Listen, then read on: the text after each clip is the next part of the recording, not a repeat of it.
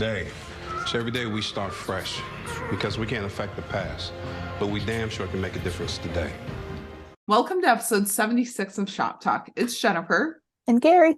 And we're back with the recap of the new episodes. We had all of the Chenford goodness on Tuesday night, some Lopez moments, and another true crime style documentary, along with Laura's sense and sass and her just being a whole mood. Yes. So good. And it's going to be a long one. So buckle up because we're just reliving the roller coaster that was Tuesday night. But we do have some news to start off with. So, Kari, do you want to take us away with the first episode description? Yeah, so we have episode 514 of The Rookie, which will air January 31st. It's called Death Sentence, which people had commented because there's what is it? The Naked and the Dead, and then like Death Notice and like Death Sentence. Like, what is with all the deaths? I don't know. I don't think it means anything, honestly. No, I don't either. Well, I don't know. Not for like our faves that everyone's like worried about, you know? Yeah. At least I hope not. I mean, I would say the Oscars like thing with the death this week was a Death Notice, but yeah, I would think so. I would think so too. But anyway, so the description is Officer John Nolan and Bailey are on the hunt for a mystery gunman after a shooting hits a little too close to home.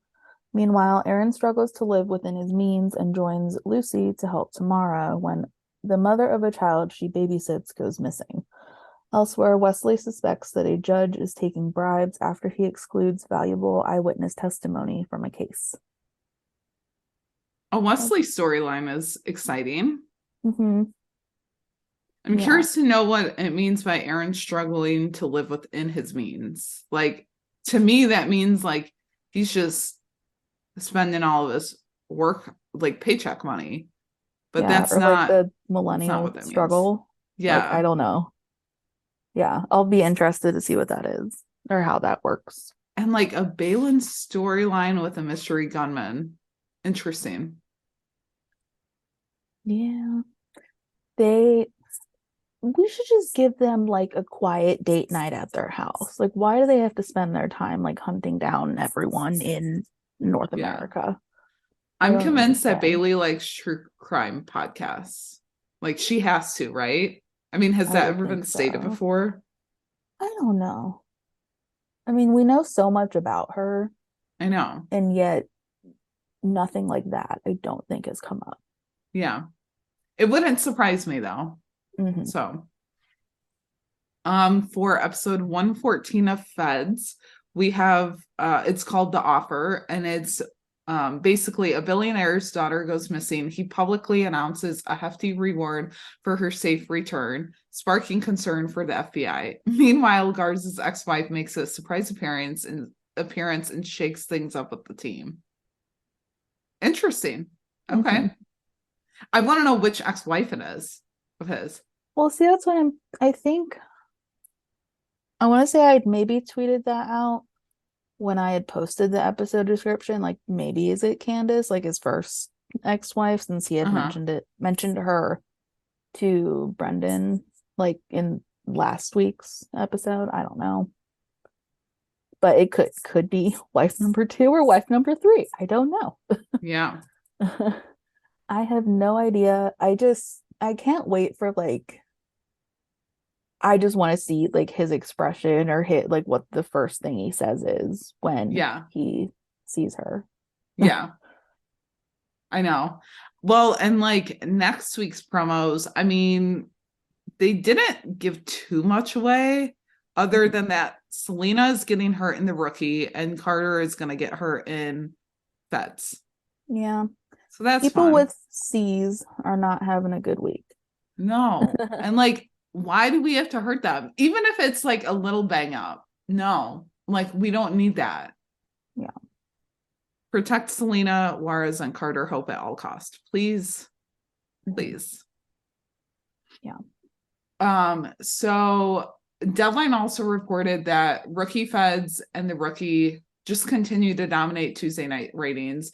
And they reported this last week. So they've picked up nearly 3 million viewers, and it just keeps growing. So I'm actually really excited to see what the ratings and viewings are for this week's episodes, because they had to have been through the roof. Yeah. I mean, it's certainly trending on social media a lot. So I would think that means good things. Yeah, for sure. Yeah. And so Niecy Nash also had a pretty killer week. She actually ended up winning a Critics' Choice Award. She won it for Netflix's Dahmer story. So it's not Rookie Feds related, but it's just cool because the cast had supported her Golden Globe nomination the previous week. And so it's just cool to see like all the support, because like I think Davika, who plays Antoinette, had posted an Instagram story yesterday, and like the cast and crew were like, round of applause for Niecy and all that. So it's cool for her. And the Rookie Feds did receive a GLAAD nomination today for Outstanding New TV Series, so that's exciting. Yeah, congrats to them. Yeah, I know Kevin posted it. He always posts everything, though. He's so like into supporting like everyone and everything that the show is about. So I think that's cool. And Nathan did a lot of press interviews for The Rookie this week and was on a couple morning show programs promoting the new episodes, and of course the special guest appearance by none other than Kelly Clarkson on The Rookie. And so it was cool that we also got a behind the scenes tour from when Kelly was on there. Yeah. The Kelly Clarkson show brought cameras to the set, and so we got to kind of just see everything, and Cass got to hug her, and like she talked about how she was feeling, and we got Cass sound bites. It was just cool. So we posted it on our Twitter, and I think retweeted it too. So if you haven't watched it yet, go check that out. I love when we get behind the scenes tours like that. Like they did a close up of the slates and like the cameras and all of that. And I just love when we get to see that. Like, I don't know. It's just the TV watcher in me, I think. The hardcore TV watcher. Yeah. And then Eric and Rosalind dropped a new episode of He Said Dijo this week. And it's hilarious, just like it is every other week. But he basically shared that Dim/Jake is coming back because he had tattoos on, and like it's a lot of work in the chair, so like they just let him keep them on or whatever. And so he was going to his daughter's soccer game and that. And Rosalind was like, no, you can't do that. Like you have to cover them up. Like, they know you as this clean cookie cutter, like vanilla white boy is what she called them. And it was hilarious. Like their dynamic is so funny. But yeah, go listen to that podcast if you haven't already. I mean, I woke up to it one morning and it was like being shared all over social media. So if you haven't listened to it yet, go check it out. If you have, go listen to it again, because like, why not? So that's about it for the news though. There was kind of a lot, but it was a busy week in the Rookie universe. So we will jump right into the episode. So we'll start off with the Rookie 512 title Death Notice. And we'll kind of just start off with John and Selena, because this was honestly the biggest storyline. And for me, there was parts where it like towards the end where I was like, okay, can we just like close this out? Because it just seemed like it was going on a long time. But the two are called into Gray's office, and he tells them that Oscar is donating a kidney and that they have to watch over him at the hospital. John's reaction was hilarious when he was like, you've got to be kidding me. And And yeah, I mean, Selena doesn't know who he is. Like, it's just so funny. And then when John's like, sorry, my brain broke a little. Did you say he's donating a kidney? Yeah. That was hilarious as well. So, I mean, definitely like memeable John Nolan moments for sure. Mhm. And then so we hear that Oscar's daughter Ashley had a kidney infection, which resulted in end-stage renal disease. So that's kind of why she has to have this. Otherwise, she'll be like on dialysis for the rest of her life. And Nolan asks again for clarification, and he's like, our Oscar Hutchinson, like ours, is donating a kidney.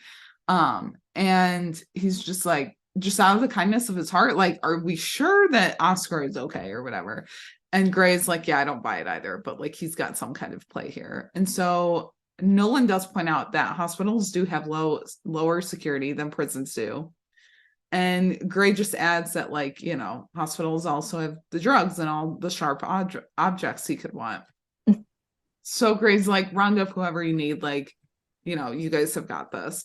So we cut over to the hospital. John's giving everyone their positions. Selena's like, we really need all this for one man. And she does not truly realize just how conniving he is. And so John's like, Oscar has been convicted of murder, multiple violent felonies. He escaped a prison convoy, stabbed Wesley, and escaped federal agents. Like, John goes on this whole rant about Oscar, and he's like, he's selfish, immoral, brutal, unethical. Like, the list goes on. And Selena points out that John said selfish twice, and John's like, yeah, because he really, really is selfish.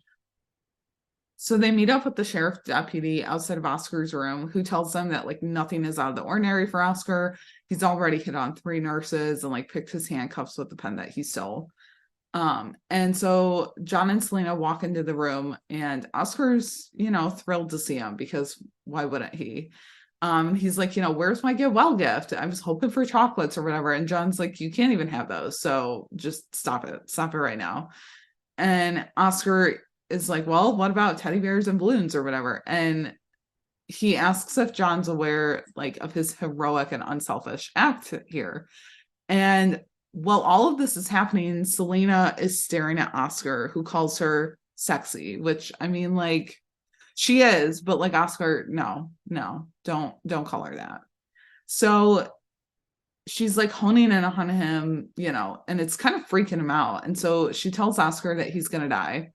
And he's like, yeah, okay, like, I've been threatened by girls a lot tougher and a lot taller than you, which, like, I just thought that was funny that, like, he had mentioned taller than her, because she is so tiny, compared to, like, John Nolan and, like, Eric, like, and behind the scenes footage and stuff, like, yeah. So she tells John that, like, death is coming for him, and Oscar's like, is she real? Like, is she for real about this? And John's like, when it comes to her, I trust her instincts. And John tells Oscar that if he was him, he would be worried. And so Oscar tries to deflect, and he's like, well, we're all gonna die. And Selena's like, some sooner rather than later.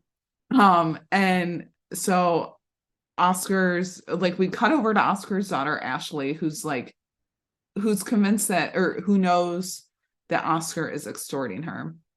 And she's like, you know, I had to put $50 in this prison commissary account before, you know, he'd even pick up the phone. And, you know, after the surgery, like, I owe him $100 a week. And she's like, I'm just glad that he's going through with the surgery. Like, I thought I'd be in dialysis until I died. And so we find out a little bit more about her. And it turns out that she just got out of prison and finally got her life together. And then all of this hit with the kidneys. And she's like, you know, I had my sentence reduced for good behavior. And it seems like she's learned her lesson. And it's basically to not be like her dad. And so she says that, like, as soon as all this is over, like, she's done with shady dirtbag criminals. And then cue her boyfriend Duke walking in, who seems shady and criminal like, and like a young version of Paul Rudd. Did you think that too? Maybe. Gosh, I don't know. I kind of thought that, and then I was like, am I just seeing things, or like, what's going on? But anyway, the doctor, like Oscar's doctor, shares that the transplant team is on the way and that they should be there in a few hours. And she's like, I'll let you know when it's go time. So John tells Selena that like he had no idea that she was foreseeing someone's death was one of her powers. To where that's when I was like, her powers. Like I love that we're calling them that now. Like her powers. Oh, it was so cute. And like Oscar commenting about her height, like, let's protect Selena Juarez at all costs, please. Like, I beg us. And Selena's like, it's not that I actually saw him die in my mind. It's more of a feeling, like a sense of total darkness. And so they hear the sheriff deputy is trying to get into Oscar's room. Like the door's been locked and everything. And so they get in, and turns out that Oscar's like getting choked out by an orderly who apparently did 10 years because of Oscar. And good old Oscar knows exactly who he is. And so Oscar, like once they get the orderly off of him, Oscar tells Selena, he's like, I beat your prophecy. And Selena's like, no, death is still coming for you. Like that wasn't it there. So after the duo is done talking to the doctor, who shares that like she's gonna examine Oscar, they end up seeing Duke like come out of some random closet, but like he's on his way back to Ashley's room. And so like as he walks away, Selena's like, Ashley must have gotten her taste in vent from her mom. Yeah, no, this dude is not good. So Selena's like walking down the hall with a bag of food later, and she comes across Duke again, who's like coming out of some random room or like bathroom or something. And she sees him like in the reflective mirror in the hall. Like, I don't know what they're called, but like they're up in the corner of a hall and like you can kind of see all ways or whatever. I mean, I want to say it's like coverings of security cameras. So it's like you can't see the camera, but I don't know. Maybe not. I don't. There probably is some name for them. Because like even stores use them, right? Just to like make sure that there's like not people stealing or whatever. And so, like Selena then finds him in some random hospital room, and like she kind of scares him and gets the pills out of his hand, or like she wants him to show her his hands. And so then he like falls to the ground and starts seizing.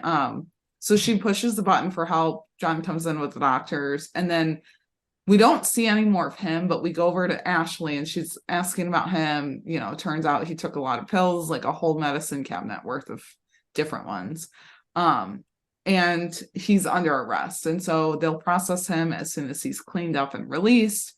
And Ashley's like, yeah, I thought it was weird that he just kept wandering off, but like never thought that he was treating the patients room at like a pill buffet. And Ashley was played by Molly Quinn, who was on Castle. So that was fun. Yeah. And so John leaves to go check on Oscar because the doctors are like going to get Ashley for surgery. And he finds the doctors and like, she says the team's all prepped and ready. So like as they're walking back into the hospital room, John comes across the guard who was supposed to be watching Oscar. And he's like coming back from the bathroom, like so nonchalant about it. And it's like, dude, you literally work for the prison or like sheriff's deputy. Like, how are you so nonchalant about this? And he's like, the hospital is full of cops. He's cuffed to the bed. Like, he's not going anywhere. Lo and behold, they walk in to find Oscar eating some food that was delivered. And he's like, oops, I wasn't supposed to eat. So surgery is delayed for another 12 hours. Which, like, that's such an Oscar move. I mean, obviously. But John's face and eyebrow raise is hilarious there because he has no patience for Oscar. So then it's like the middle-ish of the episode, and Bailey's dropping off an overnight bag for John. And so they're all in Oscar's room. And he tells Bailey that it's only a matter of time before John starts cheating on her with Selena. Which, like, ew, I never needed to hear that. No. Hard no. But also, like, slight throwback and reminder that Nolan did hook up with a rookie before. Like, I don't know, I didn't think about that until my second rewatch. But I was like, I mean, no. no. And then like, didn't he call Selena like Nolan's sexy little rookie again? And I was like, Oscar, you're getting under people's skin, or you're trying to, and like, just stop. Like, no. Yeah. And so Bailey's like, yeah, that's a really lame attempt, but what's up? Like, because you're usually better than that. And John's like, well, he was told that he has death looming on him. And Selena told him that. And so Bailey like asks if John's making Selena work overtime. And, it turns out that she offered because she could use the extra cash. So Bailey had a feeling, and she's like, I packed an extra toothbrush and a makeup kit for you. And Selena's like, you're the best. Which led me to think, is Balin like Selena's pseudo parents like Chenford is Tamara's? Because if so, I'm here for it. Yeah, love all the found family Yeah. tropes going on. Because I mean, if anything, like we do see Selena interact more with Balin, which isn't bad. I mean, I love all of the Selena screen time, but yeah, it is kind of more like that, because we see Tamara like interact with Angela or whoever else, but it's not very often. So I don't know, I just like parallel to those two. But yeah, so before Bailey leaves, she tells Oscar that if John comes home with so much as a bruise, she'll hunt him down and strangle him with his own intestines. And Oscar's like, ooh, like I'm scared. And so John's like sitting by Oscar. This is the best part. John was sitting by Oscar's bed, and he's sleeping. No one's trying to read a book, like it's midnight or whatever. And Oscar's snoring really loudly. Nolan's trying to read the book. He just can't even deal with this anymore. Like his face, he just makes like one expression, and then he's like, I gotta go.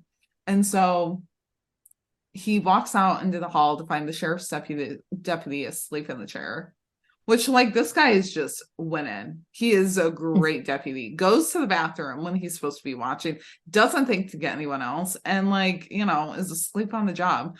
But Selena's there. And she's like, he's got a newborn at home. Like I figured I'd let him get some sleep. And so Nolan asks her how she's holding up, and she's like, we're getting time and a half, right? Like I'm good.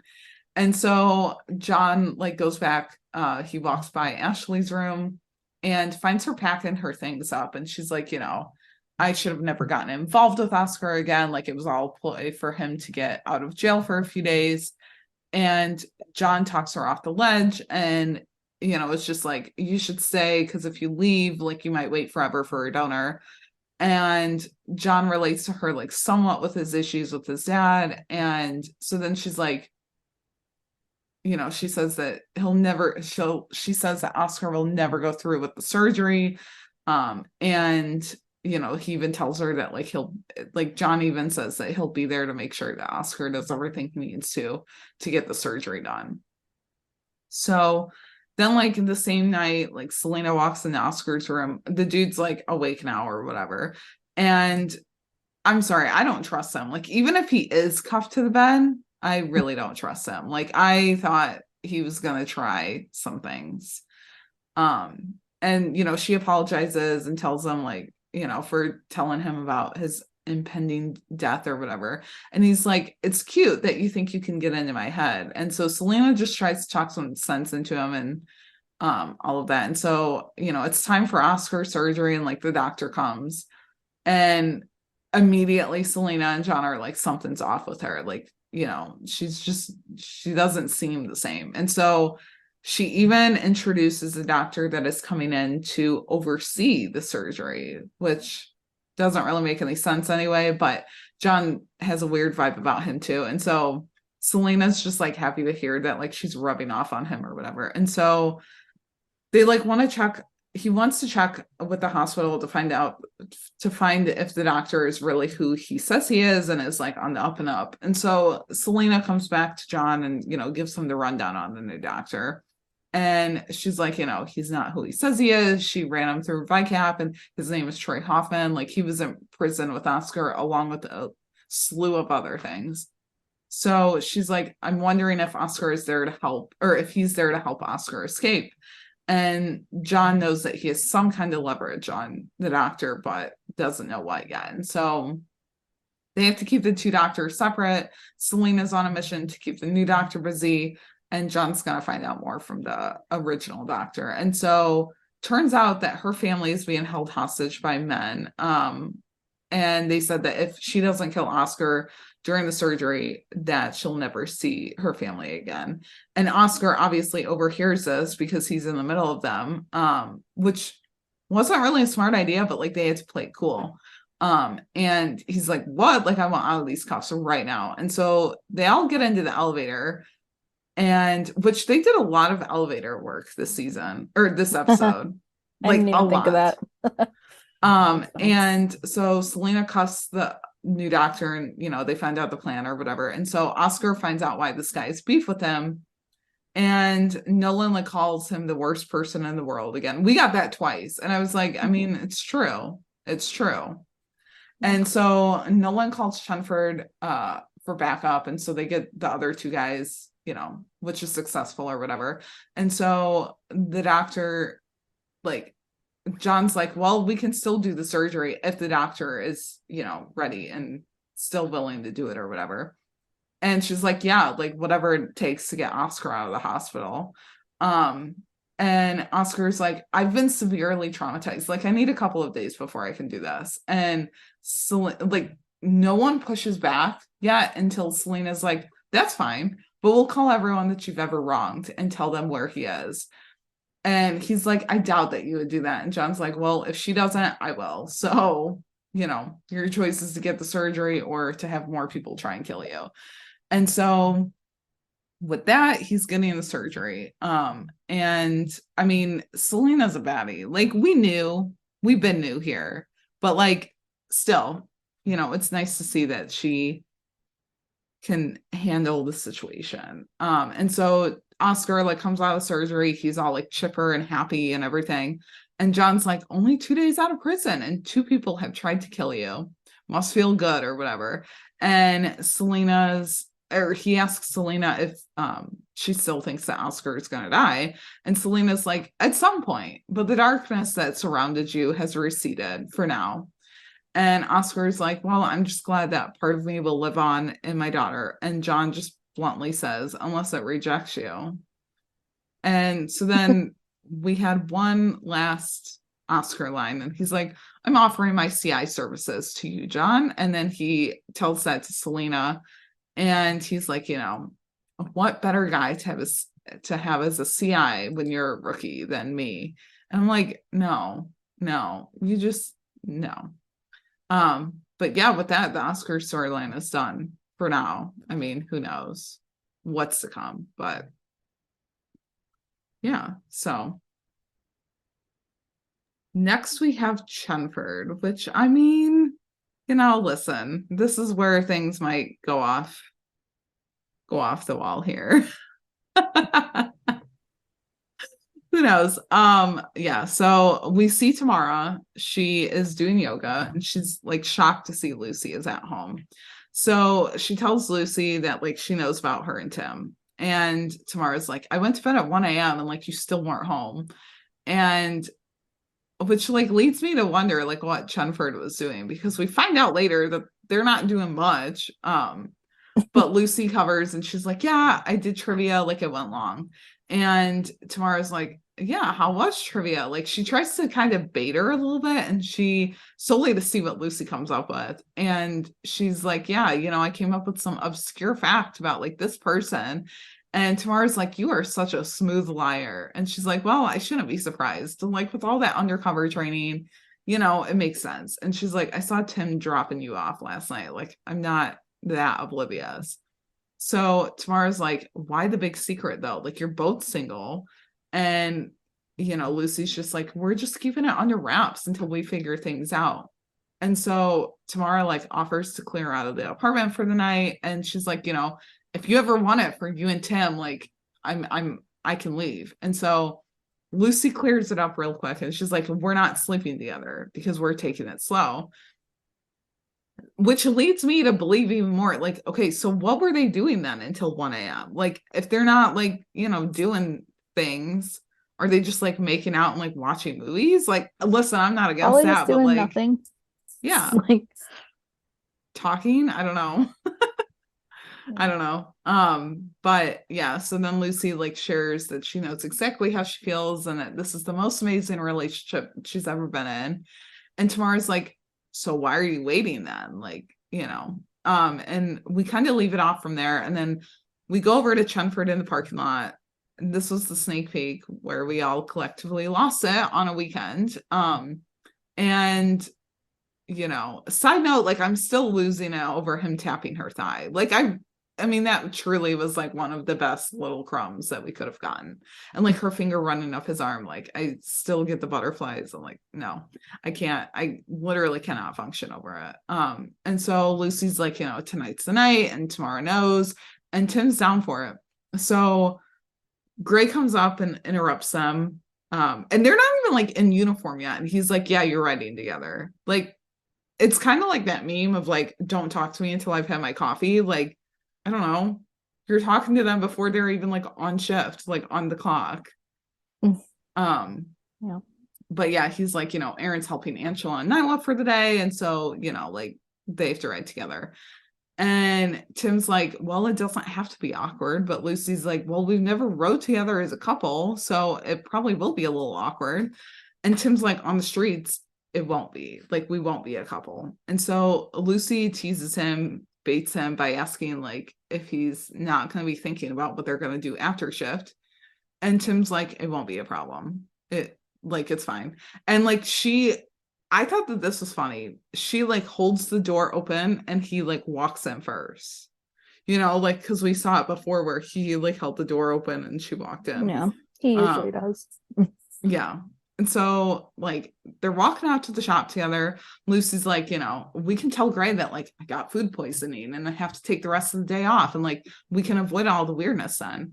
And he's just like, you're overthinking this. Like he tells her that she's overthinking this and that they leave their personal life at the door just like always. And she's like, you can really shut it off. Like at 7:59 a.m. I'm your girlfriend and at 8:01 I'm your subordinate. And like that just seems kind of like weird and kind of just kind of off. And so he bluntly answers and she's like, yeah, okay. And so he's like, what's up? Because she's kind of like pointing out her appearance to him. And she's like, it's my duty belt, like my taser is on the wrong side. And normally he'd be all over her for something like that. Like we saw it in seasons 1 through 3. And he's like, did you do that on purpose? And he's like, you don't do Tim tests, I do Tim tests. And she's like, it's not a Tim test, it's a Lucy lesson. And she just wants him to admit that like he's taking it easy on her and that they're not even on duty yet and their dynamic has already changed, which I loved that she called it a Lucy lesson. I was just like, that's adorable and very Lucy Jennifer. And so he tells her to get in the car and like she reminds him that it's called the shop. And he's just unamused and points again. Like, if it was season 3 Chenford where they're like still just flirting, he would totally have something to say about this, I feel like. But then again, maybe not, because he's been in love with her since season 1, episode 1. And so Chenford's walking down the street and Lucy's like, you still haven't noticed. And he's like, what do you mean? Like, that you're carrying your coffee in your gun hand? And he's like, I haven't said anything because these Lucy lessons are pointless. And so she asks him if like he really doesn't think that he's treating her differently. And he tells her that like she can change up her duty belt to carry her coffee in the other hand. Like it's all up to her. And that it's not about them. And, he'd give Thorson the same leeway. Which like he very well could. Who knows? But I don't know. I think it's like different just because they've been so off and on where they haven't ridden together. Yeah. In most of the episodes, like it's been back and forth. So it's like they don't have the same dynamic. That's totally true. Yeah, I mean, it's kind of like when you haven't seen a friend or something in a while, and it's like you're not playing catch up, like you're playing catch up. It's not like you picked up right where you left off. So So then a store owner comes out and he's like, you guys have to do something about this guy. And there's a guy outside of his shop who's destroying his business, so the store owner says. And it's because he's a mobile pot dispensary, which, okay, that was a little odd, but all right. And so Tim wants to know what's going on. A little Chenford crumb that I picked up on the second watch was him taking Lucy's coffee and putting it on top of the shop. Oh, Like, I did not catch that the first watch. Yeah, it was just cute. Like, he took it out of her hand. She didn't even like hand it to him. He just like reached over. So the shop owner says, he does everything right. And this guy just like parks in a van and throws up a sign. And so the guys are like competing for the same customers or whatever. And the van guy's like, the customers are coming to me because my product is better and cheaper. And they ask for the paperwork. And this guy like gets in the van and he's like asking if his bag is out there. It reminded me of a classic rookie cold open. Like, it was chaotic in like every way possible.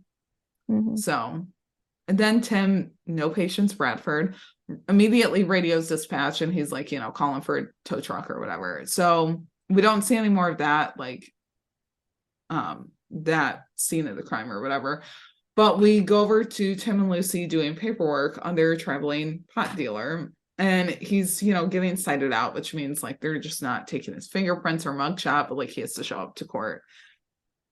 So he's like looking through his bag and he notices that these earrings are gone and immediately blames Lucy. She remains calm and cool. And, she's like, I put them in the bag. Like, if you don't believe me, file a complaint at the front desk. And Tim stands up for her saying that no one stole anything. Like, it's more Chenford crumbs. And so then the guy isn't backing down. He's like, I want a receipt or whatever. And so as the guy leaves, Lucy looks at Tim like a sad little puppy dog. And she's like, I didn't take the earrings. And Tim's like, I believe you. Like, stuff like this happens all the time. And Lucy's like, it doesn't to me. And so, she asks if like she's been so focused on them that like she misplaced the earrings. And until the end of the episode, you think that she feels really like bad about this and like she, just misplaced them for real. And then, but the end of the episode proves otherwise. So Chenford's like searching the shop for the earrings. Lucy, keeps telling Tim to just file a report. And he's like, I have discretion for this. And like, it's just not time for that yet. And so Lucy reminds him that like, if they don't find the earrings, then he has to report it to IA. And he's skirting the topic, like even going so far to say that maybe janitorial swept it up. And so then like we go over to Lucy's apartment and like Lucy comes home. Tamara's packing her bag for the night because she was going to leave so that Chenford could have the apartment. And Lucy's like, it's okay. Like, you don't need to go anywhere because Tim and I canceled the date. And so Tamara asks what happened, of course. And Lucy's like, us riding together today just like drove home all of the problems with dating your boss. And Tamara's like, yeah, I thought that it seemed tricky, but like didn't want to say anything. And so Tamara just asks if they're breaking up. And like, to me, I was like, she's like a sad child whose parents are like fighting pretty much. And so, I mean, she was basically asking the question for all of us, even though we knew that Chenford wasn't going to break up. And Lucy just quickly reassures her and says like, they're not, and they'll figure out how to make it work. So Tamara like opens the door to find Tim and like calls for Lucy saying like, your boyfriend is here at the, in the middle of the episode. And so I don't know. It's just, it was giving annoying little sister vibes, like for sure. Mm-hmm. I mean, Lucy, your boyfriend's here. Like, yeah. And so Tim's face, so when she said that was hilarious. He was just like, really? Like, really? And so Tamara like turns back to Tim and, asks if she told him that like, she figured it out on her own. And, Tamara's so proud of herself. She's like, I'd make a good detective. And I'm like, Tamara, they weren't even good at hiding it. Like, I mean, yes, you did figure it out. Like, bravo to you. But like, yeah, they weren't good at hiding it. Please. Them in the parking lot at work. I'm like, anyone with two eyes would see that. Like, Smitty would see it. I mean, she's just going off of their apartment. stuff. Right. So Yeah. still pretty good. She figured it out. Yeah. Especially like, I mean, I don't know. We haven't seen them in anyone like in either of their places since they've been together, which in and of itself is a crime. I mean, come on, if they're keeping it a secret at work, we could at least be getting off-duty Chenford. I'm just saying. But I mean, who knows what they do at the apartment or whatever, like if he comes over and they're just hanging out as friends. So Lucy comes out, you know, she's confused that he's there and they hug. And I'm just gonna say that they missed a perfect chance for a little hello kiss there. Like they really did. I mean, I was just surprised we got the hug. I wasn't Yeah, for expecting the sure. hug. But I mean, like Tamara was standing there and she knows about them. So like they could have like, I don't know, he could have gave her a little peck or something, but that's besides the point. So Tim's been like spinning out over these earrings. And which they switched to dynamics in this part because he was spinning out, which is very Lucy like, and then you know she was very much just like, it's fine, like no big deal, you'll just file the report, which like obviously she was cool with it or whatever because she had the earrings the entire time. But so you know Tim has thrown out the theory of someone finding the earrings and you know said, well, maybe they assumed they belonged to a female officer and left them in the women's locker room. And Lucy's like, you know, I already checked there, and she tells him that he has to report it now. And Tim agrees, and he's like, you know, you can just tell that he hates this. And she points out that if it was Aaron, like he would have reported it already. And Tim kind of fights back, and he's like, yeah, but it's not Aaron, it's you. And Lucy just finishes his sentence with, and you can't be objective when it comes to me, right? And that's when she drops the bomb on him that she's had the earrings the entire time. And Tim's like, that is evil, but also smart. And he's like, so we have to face the problem. Like, what do we do? And that's when we cut to Chenford driving together the next day. But yeah, so like basically, you know, throwing out the theories, all that. And so the next day, Chenford is driving together, and Lucy's like, we really only have two options. And they either break up or one of them has to leave Mid-Wilshire.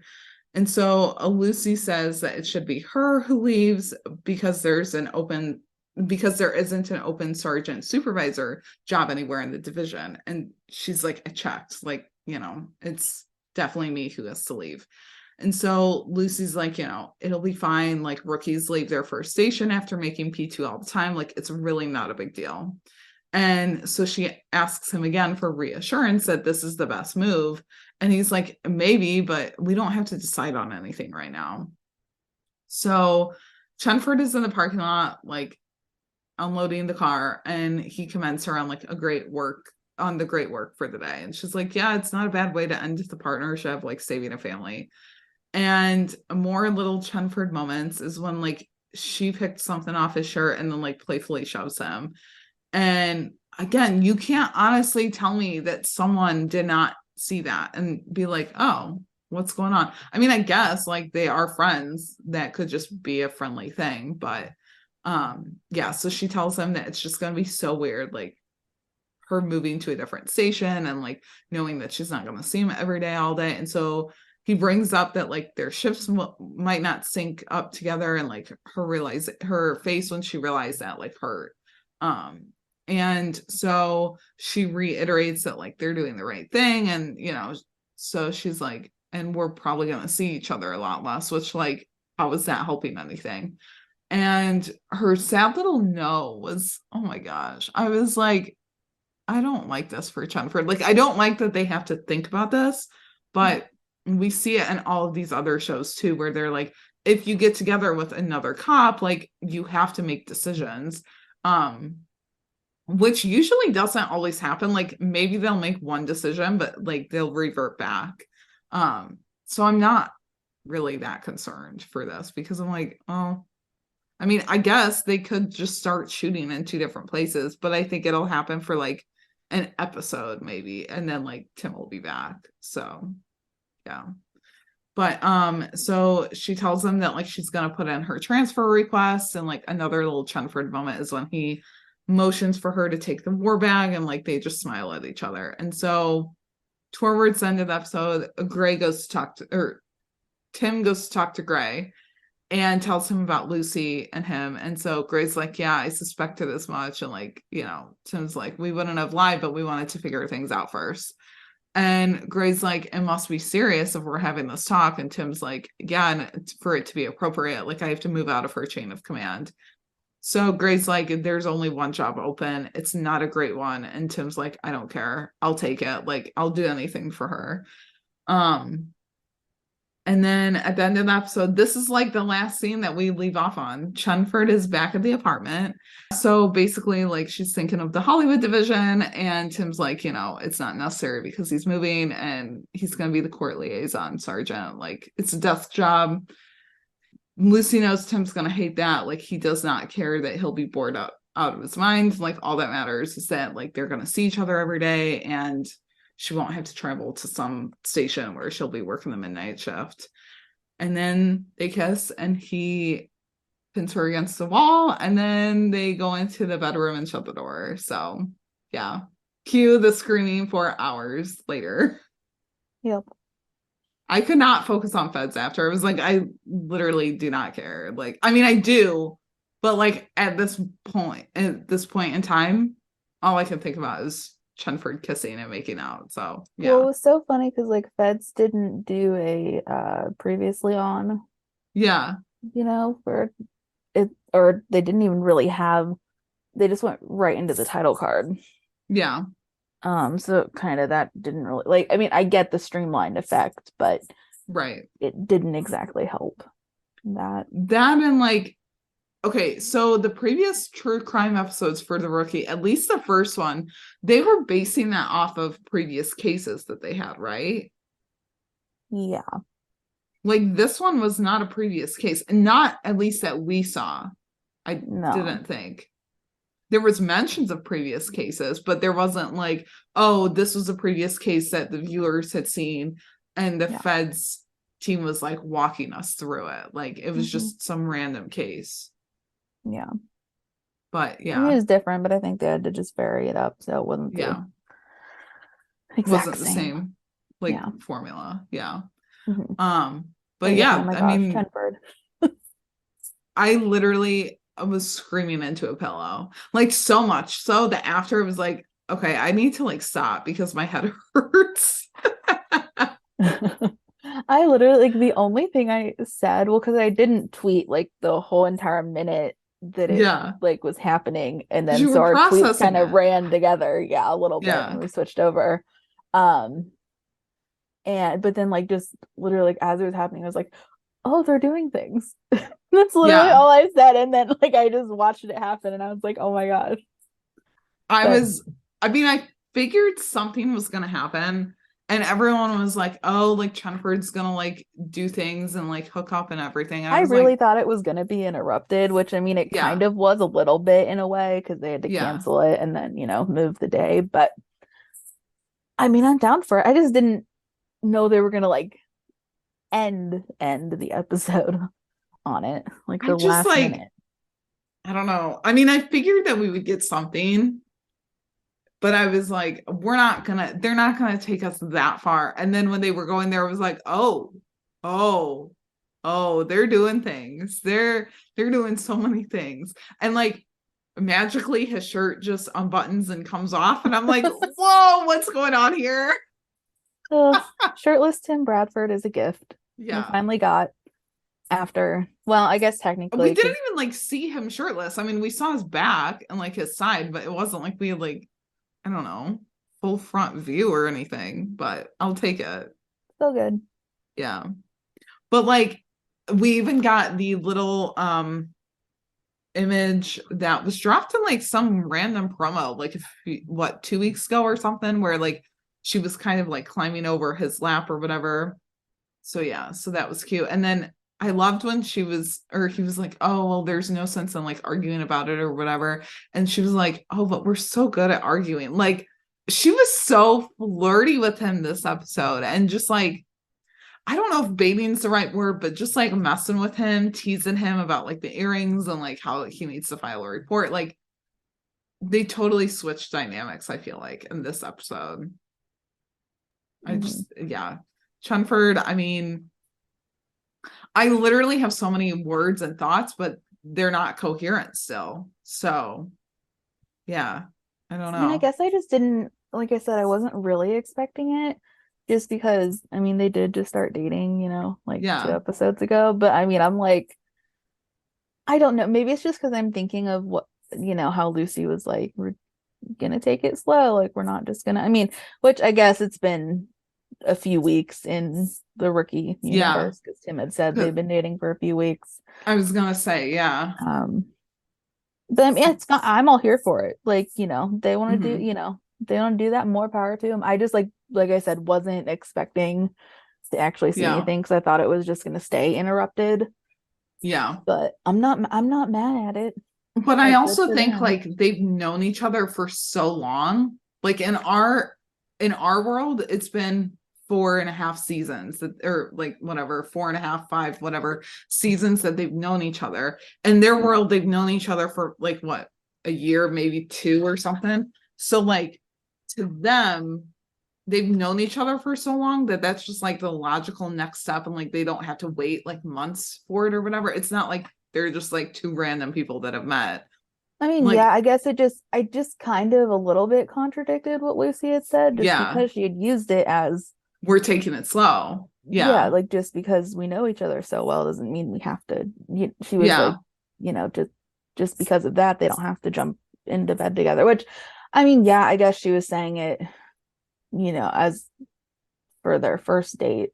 But like I said, no, I just thought it was interesting that it kind of contradicted it a little bit. But yeah, especially because she was like, yeah, we're taking it slow. But I mean, maybe she just didn't totally realize like his feelings or whatever too on it. I don't know, because like I was thinking back to like when Upstead kissed, and then we had that morning after scene. Because I mean, there is like Upstead Chenford parallels. So but then again, like they never said we're taking it slow. But it was very much like, oh, this is just the logical next step, and we're moving there quickly because we've known each other for this long. But they aren't quite the same because, like, you know, they were both detectives and like, didn't have to move ranks or anything. But and they weren't taking it slow in their minds. So I don't know, but I mean, maybe I guess it's just probably because like Lucy is so secure, like she finally admitted it out loud that like this was the relationship that, you know, that is the best for her. So maybe she was just kind of, once she said that, it kind of like freed her in a way. Just, you know, she's like, okay, like, because she was even the one that was like, tonight's the night. Like she was the one that initiated it. So which I feel like that's a very Lucy Chen thing of her to do, to like plan when she's doing that. Like let me pencil it in. And Tim's face, like after he like tapped his fingers on her thigh, like he was smiling and then he was like kind of awkward about it. It was like, oh my gosh, he does not know how to act at work. But happiest man he is. Yes. Oh my gosh, it was so good. Literally, I'm just gonna watch the Chenford scenes on repeat because I swear the rookie's like getting better and better by each episode. And it's not solely just because of Chenford, but like I think a lot of it is. I mean, they're amping up their promo material to be like Chenford. So I mean, they know what the fans want. Especially on Twitter. Social media content team for the rookie deserve all the raises in the world. So they do the most. I mean, also the Chenford fandom does the most too. I mean, literally, you go on after like a sneak peek has dropped and it's just like pandemonium for hours. So next we have Angela and Nyla with a little bit of Aaron. We didn't see him in this episode like at all. We never even saw him. Why I was like, oh, he's working with it. Okay, like, okay, can we see him a little bit more? Like, I don't know. We only saw him in the cold open. Yeah, that was it. What? Like, I missed Aaron Thorson in this episode. I missed I mean, him. he like talked a little, but it just wasn't like, We never like saw him again after the cold open. It was just like not in his usual capacity. Yeah. It's okay. He was just busy, like, doing things. But yeah, so Nyla's like working away at her desk and Wesley's sitting there and she's like, I can't share anything about the Elijah investigation. So like, you might as well just like walk away now or whatever. So he's like, I'm aware, but like I just want to make sure that someone's on it. And Nyla's like, a major drug kingpin just used the LAPD to take out 2 of his rivals, and quite a few someone's are on it. Like, you don't have to worry. So Wesley's convinced that Elijah's like not done with him or Angela, and Nyla's very aware of that. Like, the lawsuits made it very clear. And Wesley's like, yeah, the lawsuits were a game. He doesn't care about like Angela's badge or his family's money. Like, he just wants to torture Lopez and quite possibly kill them. And I was like, we still cannot have this conversation though. And so Angela walks up and she's like, if you're hassling Nyla about it, like, you can't. And Wesley's like, I'm leaving, like I'm out. And we find out that Lopez has date night planned, which is exciting. Why do no dates in the show go according to plans? Like, I just want to find that out now. I mean, Chenford does after some time, but still. Like, their first dates don't usually go as planned. Yeah. And just 'cause. I just want to know why. I mean, the drama, but like, I don't know. I guess at that point, then we get two chances for a date, 2 outfits, which is always a plus. But yeah, so as Wesley leaves, Aaron comes up. Okay, so we saw Aaron twice. We saw Aaron twice. Briefly. He briefly kind of just like popped into a scene for sentence or two and then ducked back out. I have to believe that True was just busy with like other projects or something that week, and like they had to just find a way to not have him in episode that much. But I don't know. Yeah, so Aaron comes up. He's hyped about working with the 2 detectives again. Like, this man is literally just always happy. Always. Because like even last week he was like, guess who's a baseball coach? Like Mr. Friendly over here or whatever. He's always excited and happy. So we find out that they're surveilling, that's not even a word. They're watching Serrano Rivers. And Angela got a tip from a CI that he's running guns. And so it's not enough for a warrant, but like they're hoping that he screws up so they can catch him. And so Angela's face is just like, she looks very guilty as they walk away. And so Angela and Nyla are in one car. Well, Aaron's in another. We never see it though. That was the last of Aaron that we saw at the district. And so they're talking about how nice it must be to like sleep in every morning. And Angela shares that like she left Jack with Patrice last weekend. They went up to like OI and she still woke up at 5 a.m. And Nyla's like, yeah, I slept until like 5:30 this morning and I'm feeling good. I love how they were like sharing their motherhood like journeys. Like they were just sharing like everyday parent things. Yeah. And so Angela then is like, does your burrito taste good? And Nyla doesn't think much of it, but Angela's like, I've just been feeling off like the last couple of days. And like, I'm just going to get some antacids. Like, I think that's just what I need. And she's like, so we see her walk into the store and we like cut over to this man who's in the car in front of theirs.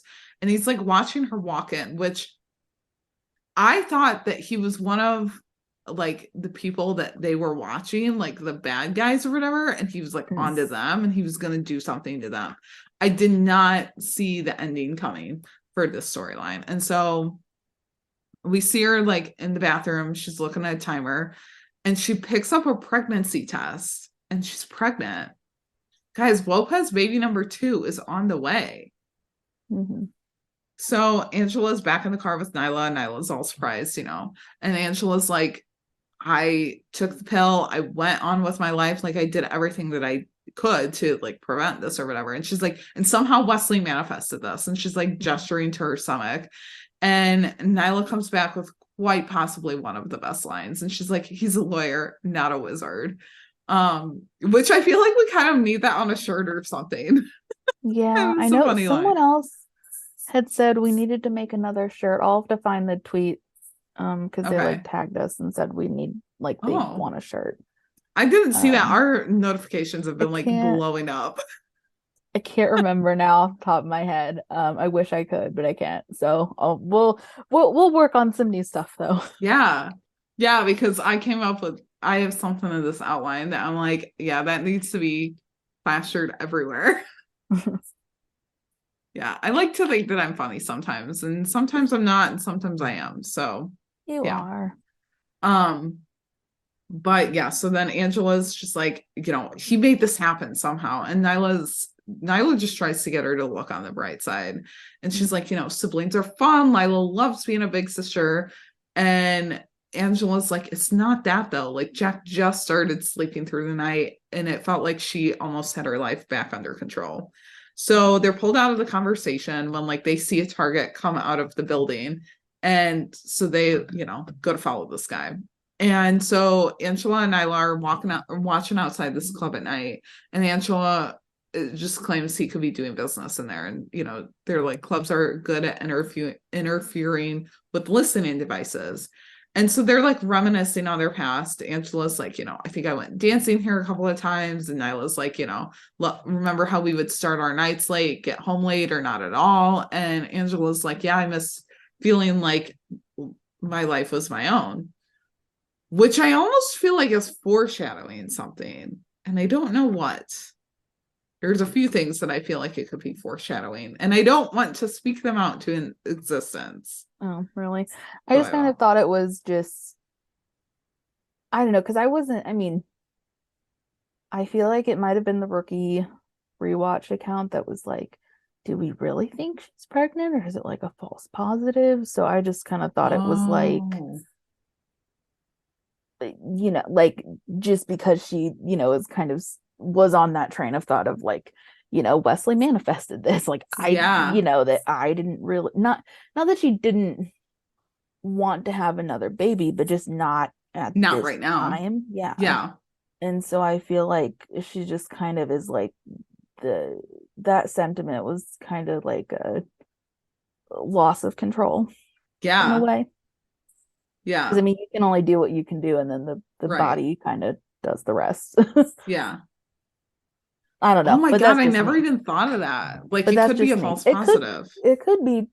It could also be foreshadowing something too, because they might, who knows? Elijah could just completely like drop in and implode their life once again. So Yeah. they could I be, don't know. out of I feel like control. there's a few things that could happen, and I really don't want to think about that. So, but like the rookie's never done that to us with like potential babies. So Yeah. I don't know. I hope I don't know let's not start that trend. yeah, let's not, because it's We've been not a very hurt so nice many trend. times. It's We've not been it's hurt. not a nice trend. But I Yeah. also don't want to think of the alternative. So yeah, I'm just gonna continue on because yeah, I don't like thinking about that. So then Aaron like comes over the radio and he's like, I'm offering to go in, like keep an eye on them. And Angela's like, party on your own time. Like we have to be ready to move when he does. And she's never not sassy. Mhm. And so Angela wonders just how much longer they're gonna like follow this guy. And I was like, giving her a questionable look. She's like, we've spent all day following him. You even missed date night. Like, come on. So Angela's like, yeah, we'll bail soon. Like, just want to kind of keep an eye on him a little bit longer. So in another clip or whatever, we see Nyla say like, it's late, we should go or whatever. And just as she says that, Elijah walks outside and Nyla is pissed because they've been eyeing Elijah all day basically. And so she kicks Angela out of the car after yelling at her and like turns around, I'm assuming to like go follow Elijah. And Angela's like, well, I got a tip that Serrano was working for Elijah. So like technically we were following Serrano. And she's like, I knew that if I told you it wouldn't be good. And like I don't like seeing these besties fighting. Like my favorite girls, I don't like to see it. Like, no, we need to keep them together. So Angela then like walks up to the car that's been following them all day. Like she's got her gun drawn. She's like, put your hands outside the car or whatever. And we find out that he's working for Elijah's law firm as a private investigator. And he's like been keeping an eye on her. And it was his job to make sure that she didn't go anywhere near Elijah. And he's like, but she did, and you'll see my boss soon, which is Monica. And yeah, we're not doing this. Like, she's not going to get hurt. We cannot do this. Baby number 2 is at stake. And so Angela like walks up to Gray, Nyla, and Monica at the end of like the day or whatever. And Monica's killing Nyla and Angela with kindness, like going quote unquote off on them. And Gray just like pulls her back to reality, and he's like, Elijah's wagering a war that can kill countless people when he's done, and like, how can you not care about that? And Monica's like, I'm protecting my client, like, if you guys keep this all up, like, I'll have all your badges or whatever. So Angela goes to apologize to Gray, and he shuts her down, like saying that they'll deal with it tomorrow. And so Angela walks up to Nyla at the station the next day. This episode spans like 3 days for them. I mean, judging by like the different outfits, the sunlight, the darkness, like it judged to like it went by like 3 days for them. So Angela like walks up to Nyla at the station. She apologizes, and she's like, I'm just scared. Like, I check on Jack 12 times a night, and like every time the phone rings, I worry that it's about Wesley. And Nyla's like, you're playing into Elijah's game, but Angela has to be smarter. And Nyla's like, you have to know that I've got this.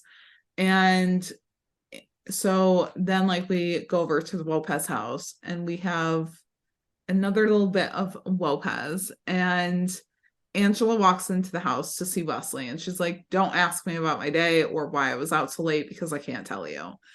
And he just drops a bomb, and he's like, can you tell me why there was an OB appointment appeared on the calendar? The shared calendar. And yeah, hot take, unpopular opinion maybe, I don't know, but I don't like the way that she told him that she's pregnant, because she was basically like, we're having a baby, happy now, like you got what you wanted, and we're having another baby, like my life has to change for another 9 months. I don't know, I just didn't like that from her. I can understand her like where she, like, I can understand why she, I just feel like her frustration and anger is not misplaced, but just Misdirected. it's more about it's more about the timing than it is, I think, her having another baby. Although it just, because they were literally just talking about it, like before, like they should thinking about having another child. And Angela was like try 6 months later or whatever.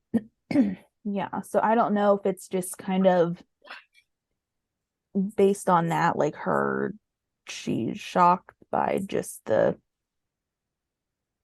manifestation, if you will, of it. I don't know. I understood it, like how it came out that way. I just don't want it to cause friction between them, because they already have a lot on their plates to deal with. I don't know. I mean, I can see where she was like her annoyance was misdirected, like towards, it was more like the timing, but I felt like, knowing how he wanted another, I was like, okay, I feel like you could have played that a little bit different. But I also, even she had said to Nyla, like, it's not about Jack having another sibling, it's just about me like finally having it all together or whatever. And so it's like secret, like deep down, she probably does want him to have another sibling. She's grew up with so many that like she knows a sibling's relationship and bond, but like, I don't know, it was also just like not the right timing. But like, when are you ever, when are you ever ready? So I don't know, but like then his glassy blue eyes, like he was just like tearing up because finding out that like she's pregnant again. Like it was just, oh my God, his blue eyes. I'm gonna spare everyone the tangent about that because I literally don't have coherent thoughts on that. And so he's like, I know that you're not ready. And she's like, yeah, the timing couldn't be worse with Elijah back in play, but it's happening and they can handle it, which of course they can. They're Lopez. Like with her sass and his blue eyes, they can take on the world. So like they've got this. And before she like leaves the room, she's like, your vasectomy appointment is on the 7th. Like, we're taking care of this for good. And he just smiles and like chuckles. And Fair. yeah, that's it for Lopez. What? They can with her sass and his blue eyes, they can take on the world. So, Oh no, I just meant they've about got the appointment. Oh yeah. Yeah. I'm like that's fair. Yeah, I mean, No. heck, if it was me, I'd probably be like, yeah, I'm scheduling this for as soon as possible. Like, but yeah, so that's it for Lopez. And then, I mean, we just have a little bit on the cold open because I don't know, like we don't usually talk about them a whole lot, but like this one had Kelly Clarkson in it. So like, how can we not, but she's in the cold open with balloons and flowers, like getting into the hospital elevator. This is the first bit of elevator scenes that they do. And so Selena and John come in all beaten up, and then they come in 2 by 2. It's Aaron and Wade, and then Lucy and Tim, and like Lucy's just like, I love your music. And it was like Canadian Idol and American Idol talking, like it was perfect. And so then like next is Angela and Nyla, and like they're all cleaned up, like they're fine. And Kelly's like, how are you? And she doesn't really know how to address all of them. And Nyla's like, we're detectives. And the two just have a cute little fist bump, and like, I don't know, Kelly just killed it with all, like she had very small interactions, but she had quite like they were with different members of the rookie cast. It wasn't just like all interactions with Lucy or all interactions with Gray or something. Because even Gray, wait, was that in the behind the scenes video or was that in the cold open where he was like, oh my God, I'm such a big fan? I think that was in the behind the scenes. Yeah, that was Richard just being like, no, like I'm the fan. I only remember that because my friend Holly is like the biggest Kelly Clarkson fan, and she was like, I literally am Richard at that. Like, I really am. I mean, same though. Like, if I meet any celebrity, I'm literally just like, hi, you're great. Yeah. So I get it. But yeah, that's about it for the episode. It was a long one. I honestly felt like there was a lot going on. Like in the first 12 minutes, I was like, we've literally have 4 different storylines happen. And like we're being taken on this roller coaster, but it was good. I don't know. I felt like the hospital stuff went a little long. And I almost feel like the Angela and Nyla stuff could have like been pushed off to another episode or something. Like there was balance, but it was like a lot. So yeah, but we have some listener thoughts. Carrie, do you want to take us through the first one? Yeah. So Ricardo said when Tim is court liaison sergeant, does it mean he has to work with Chris? Oh, I guess I wasn't thinking about that. I don't know. And then Ricardo also asks, how will Chris find out about Chenford? I don't know. I don't like, well, because like, okay, so if Tim's working there, it's not like Lucy's gonna, well, no, because he said that they'll see each other every day. Yeah, but I would think like after work. That, so I would think after work, because I mean, how often is she going to court for things? Yeah. I mean, I would assume as a police officer, kind of often, but I think that's more of like a detective. Yeah, I don't know. These are interesting questions. But I also see Lucy. This is just because it's Lucy Chen.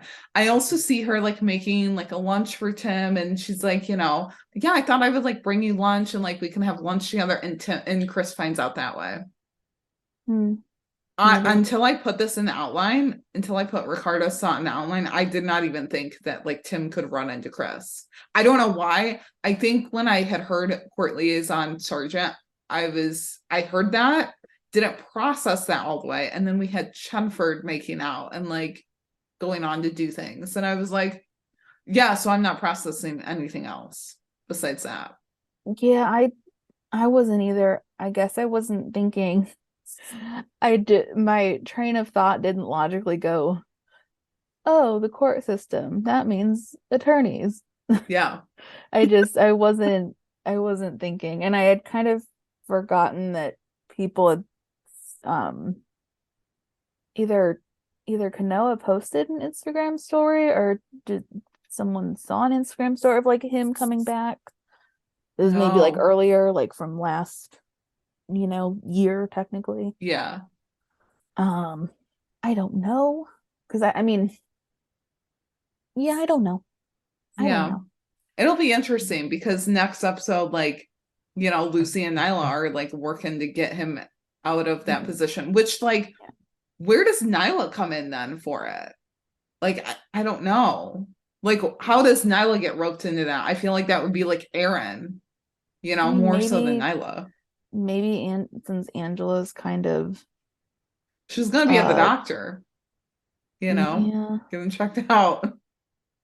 Yeah, well, that, and she just seemed caught up in the I don't even know, whatever the heck was going on in the promo with her. I feel like she just might be, and there's that, and there's the Wesley stuff too. Yeah. I don't know.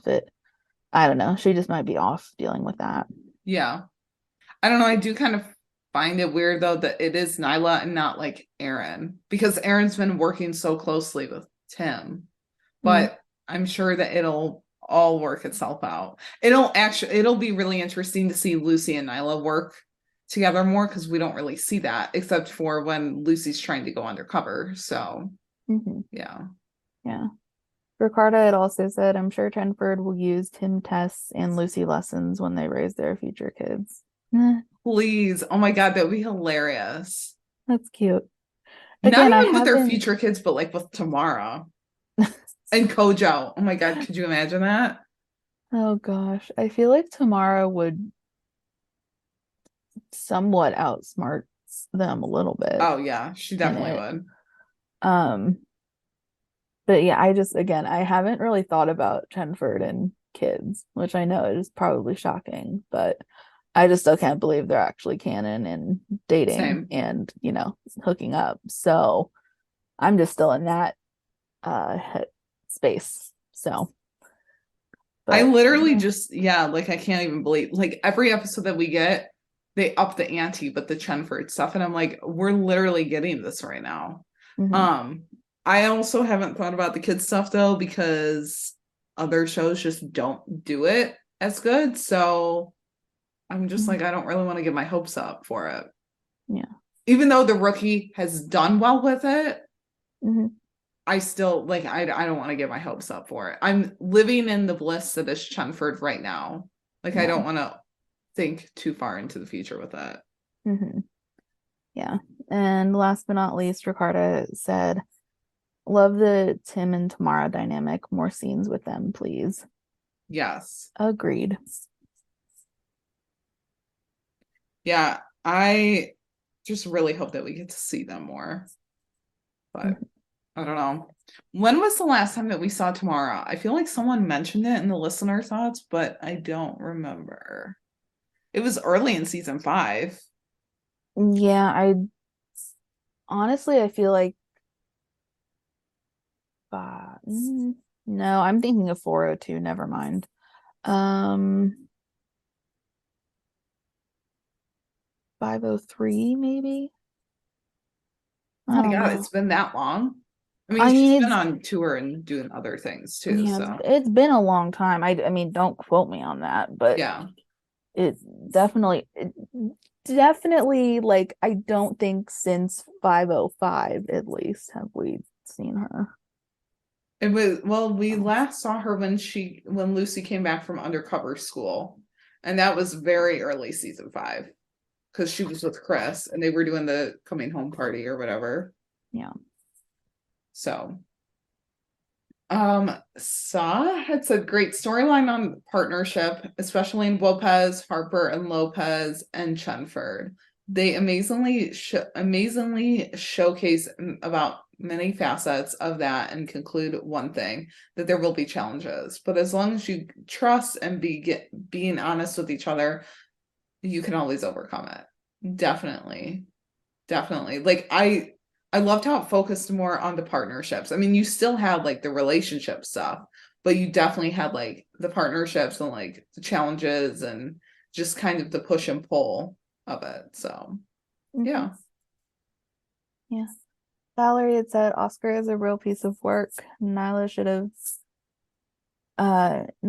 turned the car around before ripping into Angela. Oh, like not kicking her out of the car? I Maybe. guess. I don't know. Well, but okay, yeah. my thought was like, didn't Elijah see her like get out of the car? But I guess not, because he had already left. Yeah. But maybe, but yeah, I mean, Oscar, oh my gosh. Oscar is a piece of work for sure. Yeah. Valerie's glad that her unexpected news didn't deal with the episode title. Yes, we are very glad of that too. We need more Lucy lessons, and that hospital needs to do a better job verifying background checks. They do. Also true. All true things. But I'm glad that John was like, oh, we need to look into this like right now. Yeah. I mean, yeah, he's still like oblivious sometimes, but I definitely feel like he's, I don't know, being a TO is like good for him. He has his moments. Yeah. Edwina had said my favorite line was Wesley is a lawyer, not a wizard. And they love Nyla and Angela's friendship and mom bond. And she said, that's all I've got. My brain is broken. Literally same. I tweeted the same thing today. In response to Nikki, I was like, our brains are broken. Like, we have nothing else to say. Yeah, well, it cracked me up that the writers had Nathan say something similar. Like, sorry, my brain just broke a little bit. What did you say? I was like, wow. That was the theme of the episode. Like, Chenford broke the internet, and then our brains were broken after all of this. Mm-hmm. So, yeah, it was great. Great all around. We survived. Yeah. Not really, but we did. It's that incredible, like, meme or whatever of the kid in the water. Mm-hmm. Yeah. Yeah. Fair. Megan had said, my thoughts for this episode were that all of the Chenford content was really good. I think I liked the Lucy lessons and thought they were really funny. Tamara and Gray's reactions to Chenford dating were everything I thought it would be. Yeah, they had unique reactions, like they worked with their characters, and it was, they were good for sure. Megan said it was so sweet of Tim to give up his position as field sergeant for Lucy as well. And I loved the final Chenford scene. I couldn't stop smiling. Same. Yeah. I was doing a lot more than smiling. I was screaming my head off. It's fine. I'm normal. I think. I don't know. I'm concerned for myself sometimes. Oh gosh. And Megan said also, I didn't see the Lopez baby storyline coming at all, and am so happy for them. I also like how Angela and Nyla's friendship has grown during this season. Yes. I love it. Mm-hmm. Yep. Holly had said, Kelly Clarkson, my OG forever fave. That cold open was fantastic and great comedy. I only wish that we'd gotten more of her in the episode. Regarding Angela and Nyla, I love this strong female friendship with both being at similar stages of life, work and personal. She loves that Nyla called Angela out for jeopardizing everything, and Angela came to understand what she was doing. And she said the way that they were able to talk everything out in the end and solidify that they've always been that they always have each other's back was heartwarming. And then regarding Angela and Wesley, Holly had said, no one touches them. Please put them in bubble wrap and protect them and their family at all costs. Literally same. Like after an episode, Holly and I were like texting about it. I was like, I don't want this for them. So she said for Tamara, I believe that she may rival Aaron for Chenford ship captain. The way she called Lucy out and had the relationship figured out was perfect. And Lucy lessons might be my new favorite thing. I really didn't think she would allow Tim to survive one shift. She said the way that Chenford was both smiling, were both willing to give up their jobs for their relationship. I just love them. Tim Bradford truly has had the best character growth of anyone. To go from by the book, follow all the rules in season 1 to now is so fulfilling. The man is head over heels in love, and I'm enjoying every moment of it. The final scene was everything. However, we were robbed by that door closing. I can only hope we pick up next week's episode the morning after. Yes. We kind of saw like some of the when the door closed, like because the door is clear, but like it was blurry and not as clear. So yeah. It was like frosted. It was what, the frosted door or whatever. Yeah, we deserve to see the morning after. Alexi, Holly, I know the episode's already filmed, but like give us that morning after. And I don't necessarily want it in a sneak peek because I don't want to be spoiled with it, you know? Yeah. But they know what they're doing with putting out Chenford sneak peeks. Like they know what they're doing. The last few episodes have been Chenford sneak peeks, videos, not just like the graphics. So they know what they're doing there. But they do. Yeah. Blessed Turtle had said, Tamara is back. Haven't seen her since 503. Yes, I was right. There we go. I knew that someone had said it, but as I was Awesome. scrolling, I was like, I can't find it right now. So awesome. Sorry. Okay. They said, I missed her and her witty commentary. She wasted no time calling Lucy out on her relationship with Tim, and I love her for that. I hope we see a lot more of her in 5B. Yes. Same. And Blessed Turtle also said, Lopez is pregnant again. That's great. I mean, the timing could not be worse, but I am personally ecstatic. Harper was a true friend this episode. She was supportive and comforting to Angela. When she spiraled a bit about the pregnancy, saved Angela's badge with her quick thinking, and assured her that everything was going to be fine and that she's going to eventually get Elijah, and I believe her. Don't bet against Harper. Truer words were never spoken. Maybe we should make that a design too. Honestly, yeah. Because she's just a boss. Like, she is. Love Nyla. We love her. Nolan and Selena were fine. Loved seeing Oscar again. His back and forth dynamic with Nolan whenever he shows back up is always great to watch. The Surtur storyline went on just a bit too long in their opinion, but it was still overall entertaining. And finally, there's Chenford.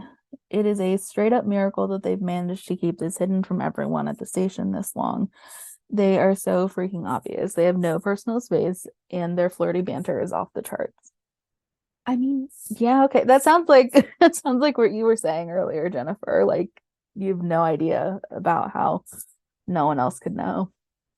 I mean, like, they work with a bunch of cops who figure out and solve crime. Like, it's not that hard. And like Smitty, for God's sakes, works there. Like, the man literally could be like filming a TikTok or a clip talk, as he says, and like catch them in the background. And then I bet when he posted that, everyone's like, what's going on with the two cops in the background? Like, please, that would be how they would be outed. Let's be real here. Hilarious. Oh my God. Yeah, I don't know how, like, I mean, I knew that they wouldn't be able to keep it a secret for that long. Like, I knew that because that's just how it goes in TV shows, but I didn't think it would only be 3 episodes. And it wasn't one of them that outed, like, or that found out first. I mean, Tim did out them to Gray, but like Gray was even like, yeah, I knew. So, I mean, Gray knows all. Let's be real. He is the watch commander. He has eyes on everything and everyone. So, yes. Yeah, and speaking of, Blessed Turtle's final note was that Gray knew, and he did the most amazing job of not smiling when Tim finally told him. And Tim has fallen hard. He took a desk job without a second thought to keep Lucy at Mid-Wilshire. He never did anything remotely close to this level of self-sacrifice for anyone else, and yet he did it for her. It's only been 3 episodes of them officially dating, and she called it the most amazing relationship she's had. And all they'd done up to that point is kiss. Oh my gosh, so true. Yeah. Oh, they're just so in love with each other. I just They love are. that. They've got it so bad for each other. I mean, they're down bad. Let's be real. But okay, I just thought about this now. Tim like hates paperwork, right? It was shown in the one episode where like, you know, Lucy was like, well, why don't you just have Smitty do the paperwork or whatever? And Tim's like, he claims that he's allergic to paper. Yeah. I would assume that this position would have a lot of paperwork. Yeah. Because he's like working with the court or whatever, but I don't know. So yeah, I mean, because they it'll be have court interesting. reporters that'll, obviously transcribe everything, but I Yeah. don't know if it's since he's, being a liaison, if he has to, go back and forth and kind of just kind of wear a bunch of hats, so to speak. Who on the knows? job. But I don't know. honestly, I am here for it. Let's bring it on. We'll find out. And there was nothing really shown with Chenford in the promo. So Not who knows? really. Like, is Tim's uniform still the same? I would think so. Or is it like some different type of uniform? Like I'm honestly just here for it. Give me all of the Chenford and give me all of the angst because they're not working in the same building. Yes. But that's about it for the rookie though. I mean, unless we have any other notes, I feel like I've gotten everything out that's coherent still. Yeah, same here. It's time for the rookie feds now. Let's talk about Vampire Cop. They really should have just titled it that, although I appreciate should've. their like play on words. Yeah. The title for 112, which was Out for Blood. So honestly, 112, like, I don't know. I like the true crime episodes, but sometimes they just like lose my interest. This one really? kind of did. I love episodes like this. This is like my favorite thing ever. I love that they like interview, but I don't know. Like I said before, I think it was because this one was just because it was like some random case that I was like, I don't have any interest in this or like any stake in it. But like the one with the rookie, like that they did one time where it was like based on previous cases that they did, or even the one with Aaron where they were focusing on him, I was kind of like, okay, but I don't know. I think it'll take a second rewatch for me to be like, oh yeah, this is because at one point they were like focusing on Brendan and then they like went over to Laura and yeah, I don't know. I was just kind of like, okay, this, I don't know, was kind of losing my interest, but I was also like, let me learn more about my favorite characters. So yeah. Continue though. So well, originally oh my god, just Smitty. Oh my god. Just Smitty. I can't even believe that he was like just right there in the beginning of the episode. I was like, what in the world? I mean, I like how they started off. We saw a little bit of that sneak peek with Simone being like, okay, like I'm going to show you how to put this, mic on and like how to do this and fix the lighting and all this stuff. But anyway, and Smitty, then they panned over to Smitty in a little bit, and he was the one that like called in the FBI on this case because, he was filming this reality show. Well, his reality show pilot, I should say, called Smitty's Streets. This man is interesting to say the least. It was so funny. And while he was filming or recording, he saw a body in the distance and was like, holy shit. I love how they bleep out words too, even though like they're not really saying, at least I don't think they're saying it, but it just cracks me up, like stuff like that too. But anyway, and so that's how they the FBI comes to know their victim, who was Dante Smith, and he had disappeared for 8 months before his body was actually found. Apparently, he'd only been dead for about 24 hours, though.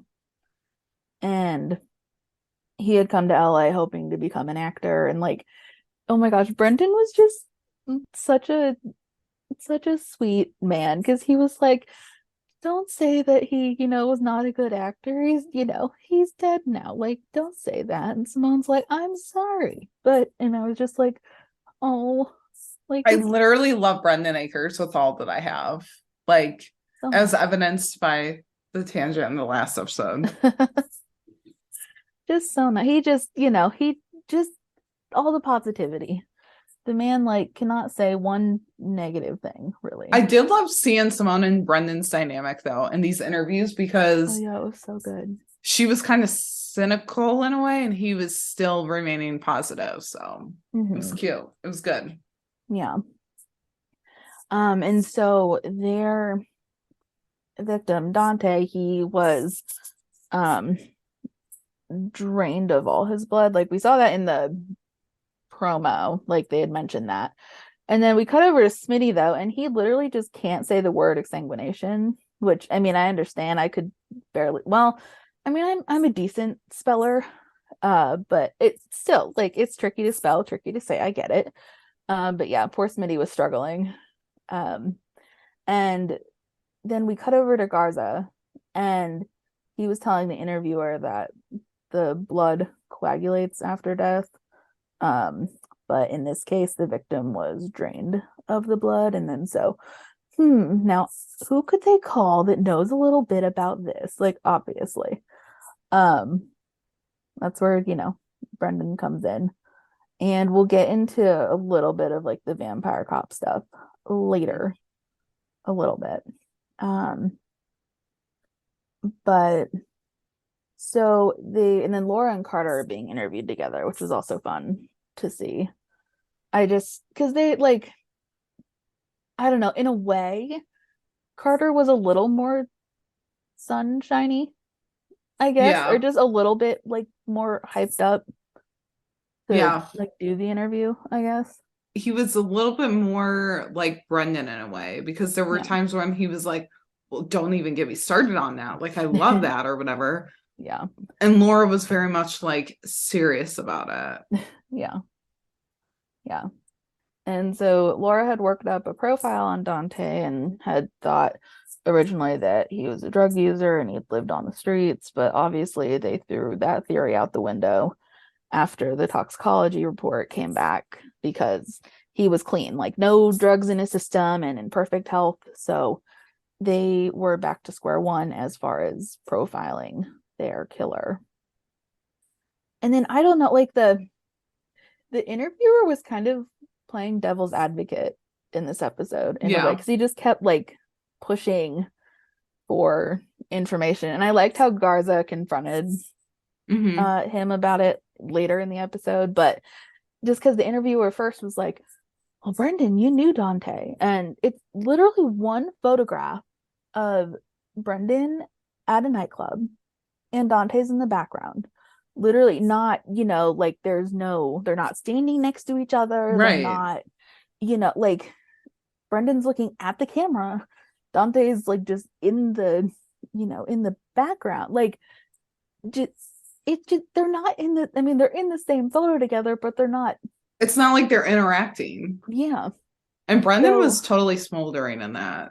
Like, I just have to point that out. I always wonder how they like get those. Like, is that just like an actual photo they like pulled from Kevin? Right. Or is it like, they had to like do that? Like they and Photoshop it? Yeah, or Photoshop or have them pose for it. I don't know. I just always love stuff like that. I don't know, because sometimes you can totally tell when they Photoshop stuff. Like, there was something that I was watching and it was like, oh, well, that's totally Photoshopped, because you totally see like the cutout of the actor's head as a kid and then like on some random kid's body. But I forgot what I was watching to see that. I don't know, but yeah, it just, sometimes you can tell when they're Photoshopped, and then other times I'm like, I can't even decide if they took that or if they just Photoshopped it. So kudos to them for killing it if they did Photoshop it. Yeah. And so obviously Simone, backs him up and is like, if he says he doesn't know him, he doesn't know him.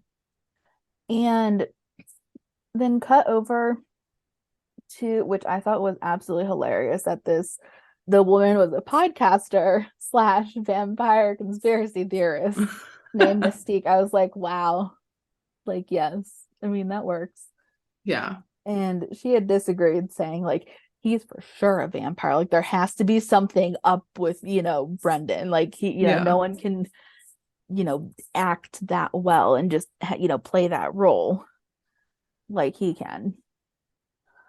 But it just, I mean, they quickly like backed off of that theory despite the Mystique's insistence. Yeah. And so they did end up having one suspect in mind, named Anders Huxley, because he has an extensive rap sheet, and I just thought it was funny, like he only went out at night, which I get Laura was saying is an opportune time to bury a body. But also, aren't like vampires nocturnal? Right? Yeah. Like, Because they go out at night. yeah, like they hate, like they can't, not that they like melt in the daylight or anything, but like, it's like they hate the daylight. So I don't know, I just thought that was interesting. That or they turn really pale like Edward Cullen did. Yeah. And so the feds actually go to like raid his house essentially, and because they want to talk to him, and it turns out that he has porphyria, which is actually a blood disorder that it affects the skin. You get a severe aversion to sunlight. There can be gum recession, which can lead to the like appearance of fangs in your teeth. And it's also known as vampire's disease. And so Anders is like, just because I'm different, like you guys are coming in and accusing me of stuff, and like he insists that he didn't that he didn't kill Dante, and he has an alibi. He was flying back from a work trip. And oh my god, I just thought it was so funny, like of all the professions, it turns out that Anders is a children's book author. Yes. And he even gave the FBI signed copies of his books. Dude, Carter was so excited about that. I was like, chill. Oh my gosh. Like you're totally fanboying for a criminal right now. I was like, so this does not make sense. It was so funny. And I just thought it was absolutely hilarious too when the interviewer was like, can federal employees get gifts? And it's like, no, they actually can't. Like I would know. That's like I am in that classification of employment, and no, we can't. So I just thought it was funny. Anyway, so they cross Anders off the suspect list, and the interview like cuts over to Garza, and he was talking about how the MO of their current killer that they're trying to find had commonality with the Canyon killer, and that was a serial killer case that the FBI knew of.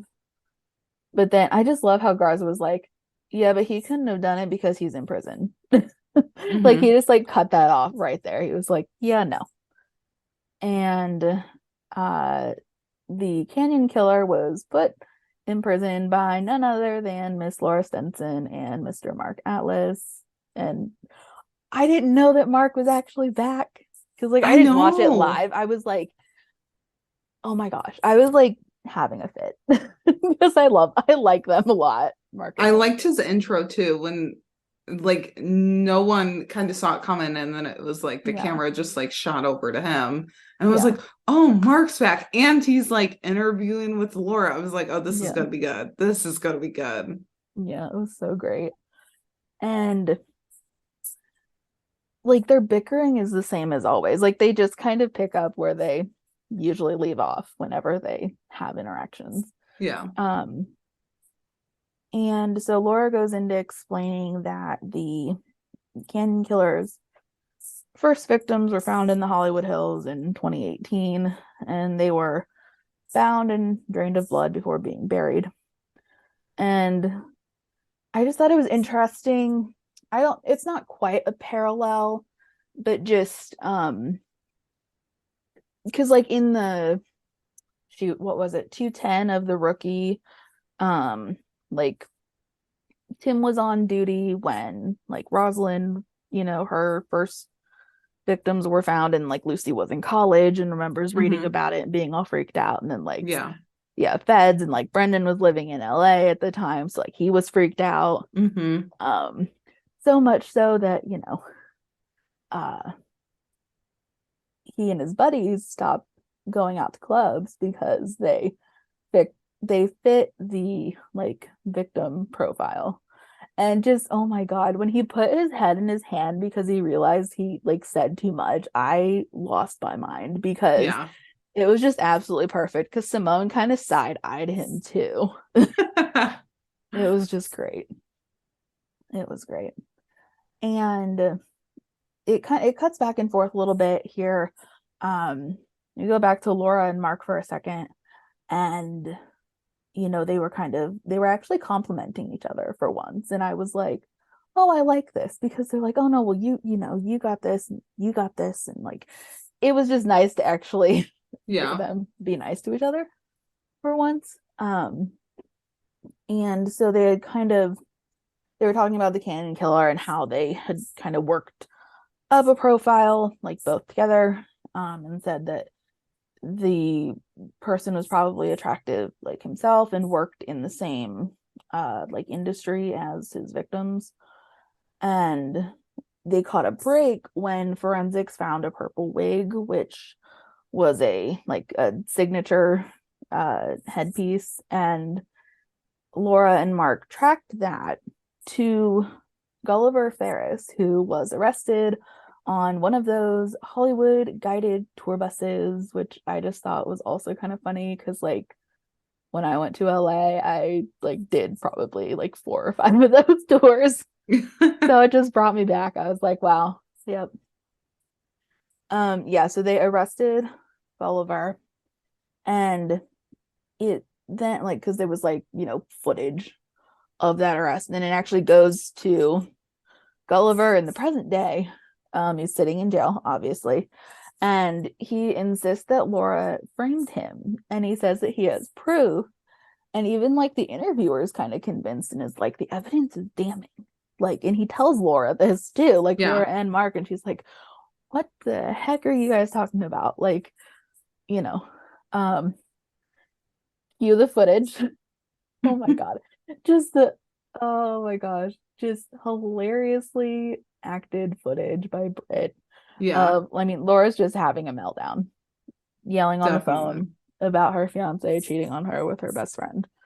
And the way that she's just like standing up, she's like bending over at the end, like, oh my God, it was like a workplace tantrum. Like if you were like too anxious or like overwhelmed by work, but like it wasn't even about work for her, it was about her personal life. And she was just like, you like piece of and then that word's bleeped out, and then like pretty much just like every curse word, I'm sure was quote unquote said. This episode had to be so much fun for Brett, had to be, and Brendan. I mean, it had to be fun for all of them. And so that's the so-called damning evidence, is that her personal life was in shambles. Like God forbid someone have trouble. Like, oh my gosh, like I was just like, oh come on, like that's the best you can do. Like no one. I was just like, no one frames Laura Stenson. She's a perfect human being and can do no wrong in my eyes. So no. Like I was not having it. I was like, heck no. Oh my gosh. It was good though. And like just the way that Laura handled it, it was like, yes, queen, go. Yes, no, it was good for sure. And Gulliver was like, oh, well, that Mark helped her, frame me because they're hooking up. And then cut over to Mark and Laura. They're trying to, I mean, not like flat out deny, but just like, they're just like, nah, like, nah. Laura we're not literally talking got about up and this. she's like, I'm Yeah. out. Like, I'm not doing this. Yeah, she was like, no, I'm done. So, which it was funny because I kind of I think I was talking to Nikki, and I was like, it'd be so funny if she just like gets up and like walks out because she's like so done with it. But I thought this is when I thought like her and Brendan were gonna be interviewed, and I thought she'd be like Yeah. walking out if he like, got too into the vampire cop stuff. Yeah. But still, I was partially right. She got Yeah, fed you up did and call jumped in. it. So I just, yeah. But she kind of like mumbled to Mark, like, okay, you can come over here with me now. Yeah. And so they're stepping away from the cameras. Unbeknownst to them, the cameras are still filming. And while Laura took her like microphone and like mic pack off, Mark did not. So the cameras caught them saying that even though they weren't hooking up while they were partners on the Canyon Killer case, they're now hooking up. Like, obviously, everyone knows this. Just, now anyone that could possibly watch this documentary will know it too. So it was just, oh my gosh, it just cracks me up. And then literally my favorite part of the whole entire episode, oh my God. Literally my favorite part. I felt bad for him, but I was also like, please keep this going. Oh my God. I mean, first of all, like the emphasis, he was like, I just wasn't expecting, I guess, the emphasis to be on like Mark, but like it'd be weird if he said like my Laura, but still it was kind of funny that he said like my Atlas and Laura. I was like, Brendan, what are you doing? Like, so like shocked and sad about it too. I was like, you literally met him so far once that we know of, like, yeah, and you're acting like you're BFFs. They like talk, and like they get a number and all this stuff, and they were on the phone, in the mid-season finale, and they, yeah, but like as far as like being but, on screen together, we've really only seen them once, so that's true. Yeah. But it was, oh my God, it was just so funny. And I literally like paused. I was watching this on Hulu for doing notes for tonight. And I literally paused just so I could laugh because when Simone was like, I'm on Team Laura and she's finally getting some. And then when Brendan was just like so pure, he's like, when you say getting some, do you mean? And he literally just claps his hands together, and I was like, dude, you can't do that. I mean, you can, but like you can't. Yeah. It's too much for me. I solely want to go back and watch all of Brendan's like interview segments because I was live tweeting, so I missed some of it. But yeah, it was, oh my God. when he was like my Atlas and Laura, and I was like, oh, Brendan's jealous. Oh, this is gonna be good because I mean he's got Antoinette right now. Like, but I mean, when was the shot in terms of him and Antoinette? Like, was it before they really got together or after? Like, who knows? But oh my gosh, it was so good. Well, and he just cracks me up because he's like, why didn't he tell me? Because it's like obviously like Laura's not gonna tell him. Like, why would she? She doesn't have to. But it just cracks me up because I'm like, I was kind of surprised though that like it didn't, like, I don't know, just because when Mark was originally like in the first episode he was in, he was the one that asked about like Laura's love life, and then Brendan was gonna speak up and be like, well, no, she's not like, doing this, that, and the other thing. And I was like, okay, so like why? I just don't know how it didn't get brought up between those two. But anyway, and then Simone obviously calling him out and being like, somebody's jealous. Like, I can't. Like, Simone's doing the absolute most, and I love that. So I loved Simone's lines in this because there was another one where she was like, if you're hot, you're hot. If you're not, you're not. Like, Yeah. Oh my God. Yeah, she's good. an icon. She's an icon. Yes. It was great. And so things kind of took a turn in the case when the ME called 911 because someone stole Dante's body. Like, literally, like, just took it right out of the morgue. And cut back over to Smitty. He's still going with his vampire theory. Like, Dante's a vampire. He took off. Like, I'm like, Smitty, no. And so obviously I was glad when Carter was like, heck no, someone broke in and stole it. And their suspect, whoever it is, they don't know who it is yet, impersonated a morgue attendant. And even though he covered his face, he didn't cover the license plate of his car. So they ran it and they got a hit. So their body snatching suspect is Jake Alberts. And he actually had Dante's body in his freezer. Gross. Yeah. But it made for an easy, well, somewhat of an easy case. And so the documentary gave a little bit of background on Jake that they filled in, and was like, he moved to LA from Montana and spent a year trying to make it as a model. And then, as quite a few actual celebrity stories go, he was, plucked from obscurity. And so, he got his 15 minutes. And this is where we find out that he even dated Layla Laughlin, who is the founder of Untold Cosmetics, which is who Donna Mills was playing in this episode for Feds. And so when Jake hit 30, his modeling days were kind of shot, and his Hollywood fame was fading fast, especially when Layla left him for Dante. So obviously there's motive, and then, dumping the body showed guilt.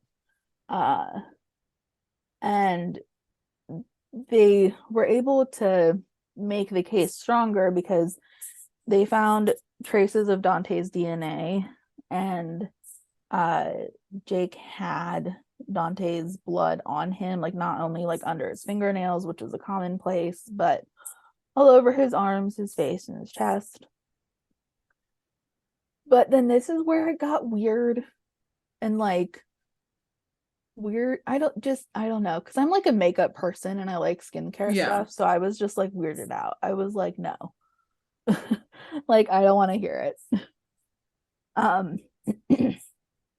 So the whole reason basically that Dante was drained of blood in the first place was because it had been infused into Untold Cosmetics' De Leon anti-aging cream.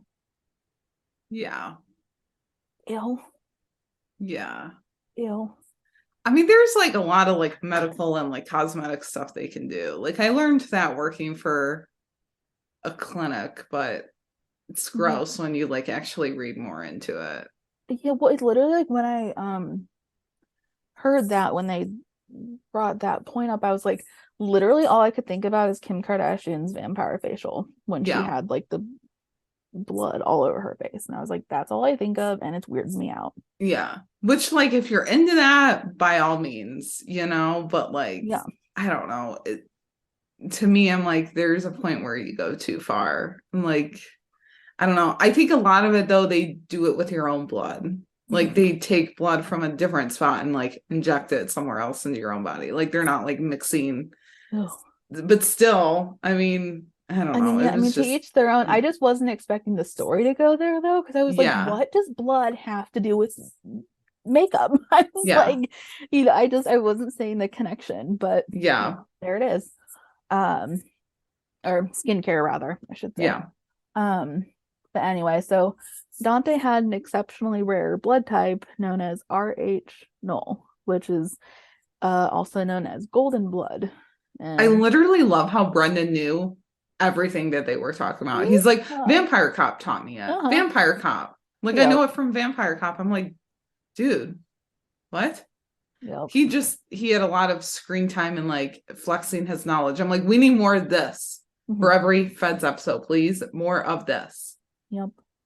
I mean, I'm just a Brendan Akers stan, but like, I will stand up for him and like fight for my life for him.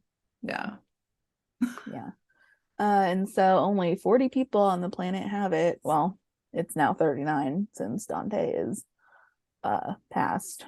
And So Carter and Simone are questioning Layla and basically are like, listen, lady, you did this. And they were like, you didn't count on the mudslide making the body resurface. And she's like, I literally don't know like what you're talking about. But I mean, they do have the evidence that the $50,000 payment was made to Jake to steal the body, like steal it back to conceal the evidence. So like they have that too.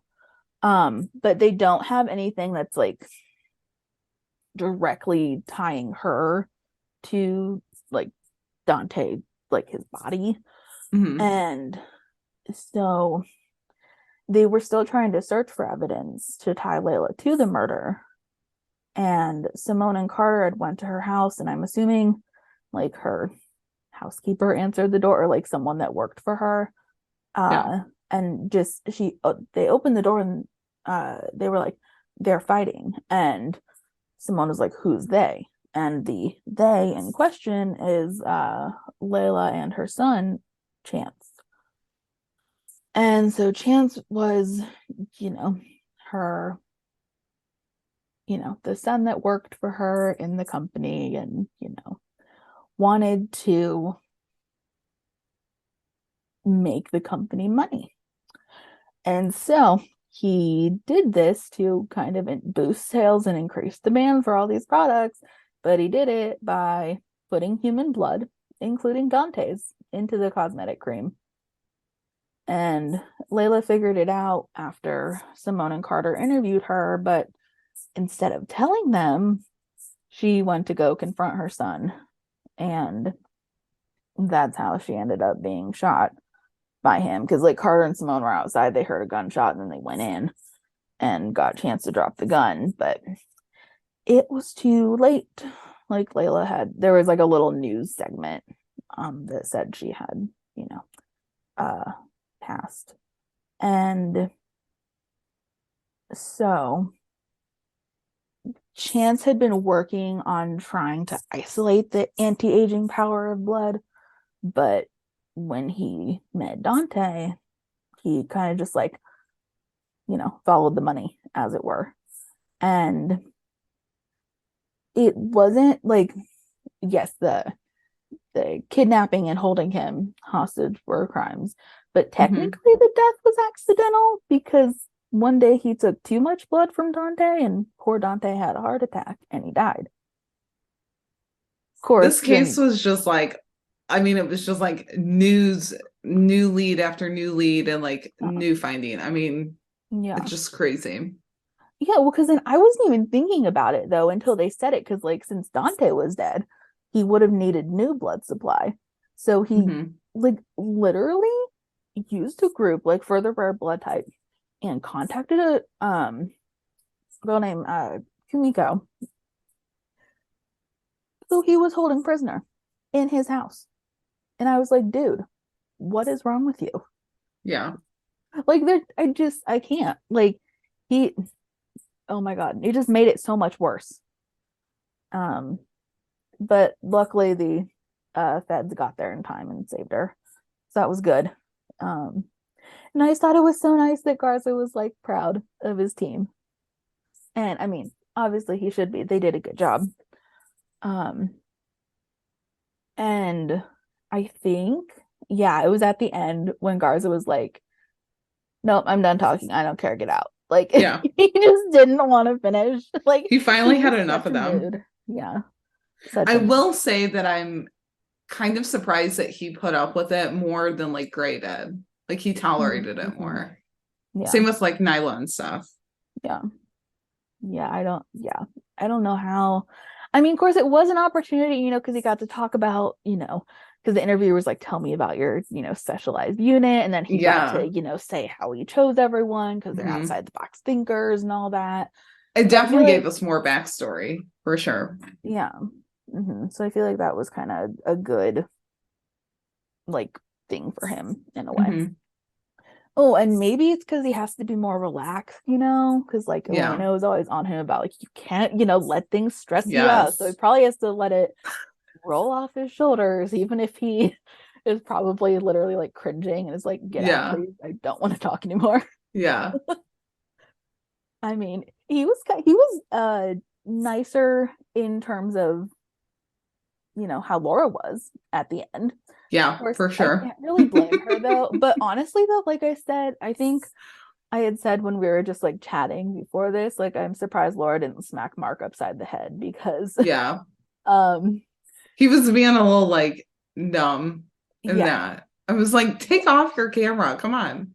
yeah, it was crazy because it like just cuts over. They're like kissing in the, well, I said gallery, but I didn't really know what the heck to call it, like the upper part of the Yeah, because it's not like a loft. building. Yeah. It's like a walkway. Yeah. And Mark's mic is on again. So the camera saw and heard everything. And so I really can't blame Laura. Oh, wait, I think that might have been it to put on the shirt was the get a life. Maybe. Honestly, I I don't was know. thinking that last night, but I Maybe. also need a gif of that. True. Like her entire line. Yeah. I need a gif. And the rookie and rookie feds hasn't been giving us gifts this season. No. Like I'm missing really. it. Yeah. Because there's been so many gifable moments Yeah. that I need it. Yeah. Yeah. So she's like, get a life. And then just pause. Douchebag. Stupid. I hate this documentary. Like just brilliant and just Yeah. oh my god. I can't. And you know, because we started with Smitty, we end with Smitty in this that's episode. only the logical option, you know? His whole entire locker was full at the station. Where the heck is he gonna put anything else? Like, what about his clothes to like change back into? Yeah. What about like just anything out? Literally, a whole entire freaking locker was full of the rest of the De Leon cream. Like, Yeah. I need like a continuation of it because was he gonna sell it at the district and like upsell? oh god. Did you imagine that? Well, but it would turn into another thing like how Nolan's mom did, and it was like this, you know, the poisonous, toxic stuff that she sold. I'm like, no, Smitty, no. I could see Smitty trying to sell it though to like Tim or Gray and being like, "You're not old," or you know, like you're showing like a little wrinkles or something. Like this would help, and Smitty just like keeps putting his foot like further into his mouth. Yeah. That would be a storyline that I would love to see. Love to see it. Yeah. So I wonder if like, I mean, obviously this is like in the white space, like we would never know, but like, would the FBI agents go back and watch this true crime episode to like see what, like Brendan would go back and see what Carter and Laura and Garza all had to say, or like, do we think that they would just film it and not even like watch it back? I mean, I feel like Brendan would want to because he does like to hear what other people think about him. Yeah. Laura, I think, would want to burn it. Yeah. So Brendan, I think, would want to see his bestie Mark and be like, that's my Atlas. Also true. But he might not know that he's part of it. I don't know. Yeah, I don't know either. I think Carter would go back and watch it solely so that he can just like geek out over himself being on TV. Yeah, and just be like, I said Bigfoot. I have it on camera. It has to be a thing now. Everyone should listen to me. Like that's what I think of when I think of Carter. He was so serious with that. He said that with his entire chest, and I was like, Carter, calm down. Like, calm down. And he was like, even with the vampire thing, he was like, my ex-wife lived in New Orleans, and I, you know, lived down there with her, and like I had seen everything about it, and like, you know, so I know this stuff. And I'm just like, dude, just take a chill pill. Yeah. Calm down a little bit. I feel like Elena would go back and watch it. Like she wasn't in it, obviously. So I feel like she would go back and watch it to just solely like roast them all on it. Like at some point, or at least roast like Brendan and Laura on it. I mean, or geek out about the vampire cop stuff though. Yes. It was fun to see the like, well, footage. The whole show within a show thing, like not confused me, but just it was a lot. Because like you had literally like a fake victim. Right. In it, but then, you know, to play into their real life victim. And like actors playing actors. And I mean, it had to have been a lot of work, like for Kevin and stuff. But I mean, I would think that it was a lot of fun for them to do. I'm sure. Definitely. And so speaking of Vampire Cop, we just had a little bit about that, you know, all the Brendan mentions in that vein. My favorite vampire. I wasn't really into the Twilight stuff, I so wasn't either, to be honest. I'm I a had to little be late like to the game. I had to be like dragged to see the first movie. Kid you not. I think I Like, watched the first movie, maybe the second, and then I was like, yeah, no. I just was not into it. I was Team Jacob for sure, but I was like, I'm not gonna watch these movies. I feel like I saw all of them.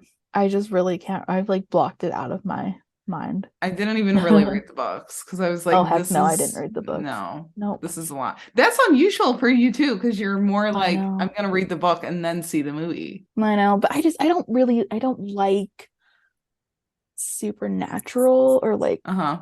fantasy. Like I can do some sci-fi, but like it would just depend on the type of Yeah. fantasy. I'm also late to like the hype stuff. So like if everything's Yeah. hyped up, I'm like, yeah, I'm late to that. Yeah. I don't know. I'm Well, not like, really into sci-fi and like fantasy and supernatural either. So it was just kind of like, yeah. Like I don't know if it's maybe just because like I didn't watch Vampire Diaries either, which I know is a big thing. I tried to watch that and didn't get into it. Around the same time. I mean, I love Nina Dobrev to death. Um, That's why I tried to start but it. yeah, same. And I think it's just the blood aspect and like literally people like sucking blood. Like it's bizarre. And I Yeah. don't want to think about it. So, but anyway. But we I will just briefly need talk everything about to it. be realistic. Yeah. And to Mhm. me, vampires are not. Yeah. Which is odd because I love drama TV so much, but Mhm. that's sometimes realistic. So Yeah. I don't know. Vampire Cop though has my heart. Yeah. I didn't even like I couldn't even, I mean, not like I was like squeamish or anything because I wasn't, but I was just like, I didn't even like seeing like Kevin as Stoker like run up to the guy and like bite his neck. I was like, no, Yeah. like I don't want to see it. No, Yeah. no. There was a lot of different like names and stuff in this episode. Like I didn't even catch that his name was Stoker at first. Yeah. I was just focused on Brendan Akers being a vampire cop, Yeah. honestly. Well, I don't know if like we ever knew Jordana Brewster's character's name.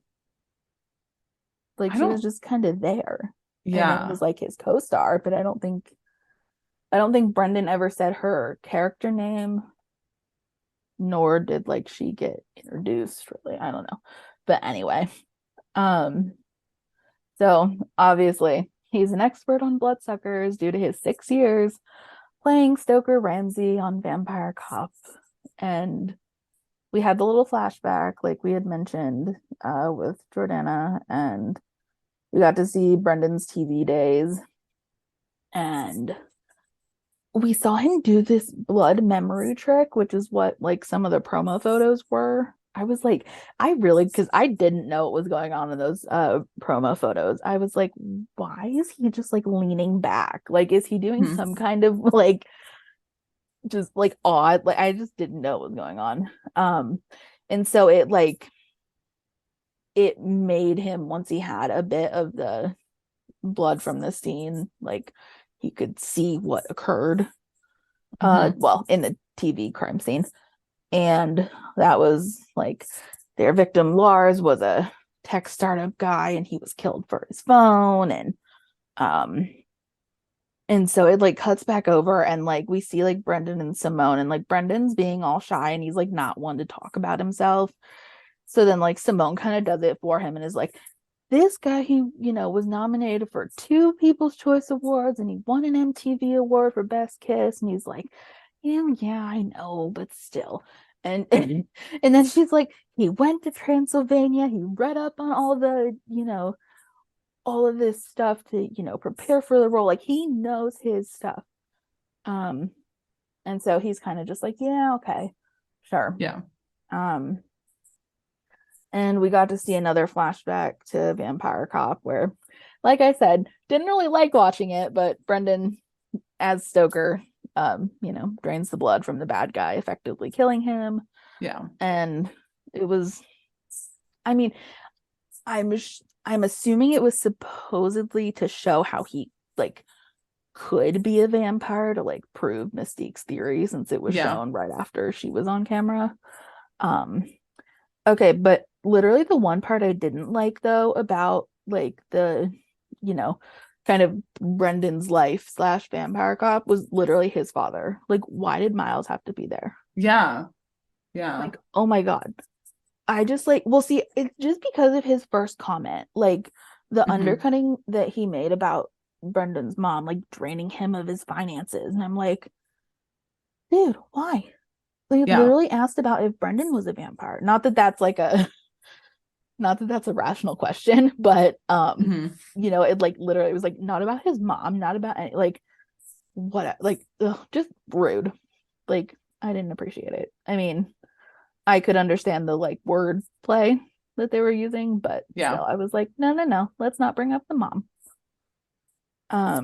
But I do want to learn more about his mom. No, I do too. I know I want to like I like kind of want a little bit more of like the family dynamic between Brendan and Miles, and you know more mentions of his mom, and Yeah. just a Because we little know bit that more on his his dad past, wasn't but good. So, heck like, no. was his mom? Like, I Yeah. just want to know. Well, because he had mentioned that like I think his mom left, right? Like he was telling Laura that when they were trying to chase down the Reaper, I think. Yeah. When they were going to get his dad from like holding. I don't know, but just yeah, so I was just not liking that comment. And then literally what the heck? What was with the teeth? Like why? That was so gross. They weren't even his. I think that was like, even grosser than the no. blood and the makeup. I mean, yeah, a little bit. I was just like, no. And he was so nonchalant about it. He was like, yeah, I got them off the internet. I'm like, what? No. Yeah, I'm like, No. why? I mean, so I was kind of glad Brendan got him out of the interview before he could do too much damage. Yeah. And I just thought it was kind of, I don't really know in what context this was supposed to be, because he's like, Miles was like so enthused by the possibility, you know, to get Brendan back into the zeitgeist. And he's like, I don't want to be in the zeitgeist anymore. No, I don't want to. And like, so I was Googling the word because I had like heard the word before, but I didn't really know like the meaning. It's supposed to be like a spirit or mood that reflects like a time period, like or something in a time period.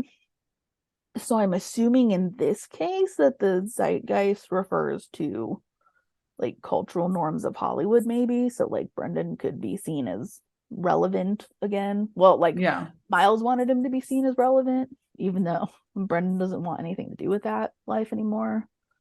I don't know though. If someone else has an idea, do tell me. I like to chat about words that I don't really know, but I like to research things like that. It's just I don't know. But yeah, because I'm sure. Yeah, I don't know. I could dive into like the sociological or like psychological components of that, but anyway, I will not, because literally like they cut over and the next thing is like Laura can say with the utmost certainty that Brendan's not a vampire because she's his training agent. Like, and I just love how Britt delivered the line. She's like, and a rational human being. Like, obviously, yes, he's not a vampire.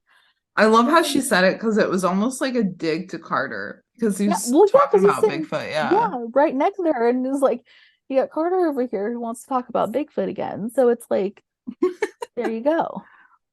It's so funny. Just two opposites, and it just cracked me up.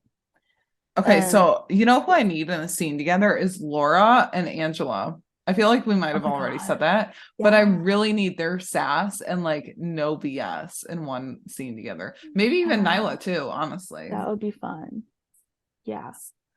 I could see it because like usually I feel like we've already a lot kind of killer cases. Got it in a way, but I need more of it if we have. Yeah, I could see it. Yeah, that would be good. And like you said, of course, you know, Brendan knew everything there is to know because of Vampire Cop. So he knew about the, you know, the rarest blood type. And because apparently there was a, you know, bad guy in season 4 of Vampire Cop who was known as Golden Boy. And he was the one that fed on the RH null blood. And apparently the guy also killed his character Stoker, but then he regenerated and came back to life, so all was good. And he just like looks at Simone and he's like, you said you watched the show. And she's like, oh yeah, no, I have, but just, you know. And then just like trailed off. because she like obviously, didn't watch like every single episode.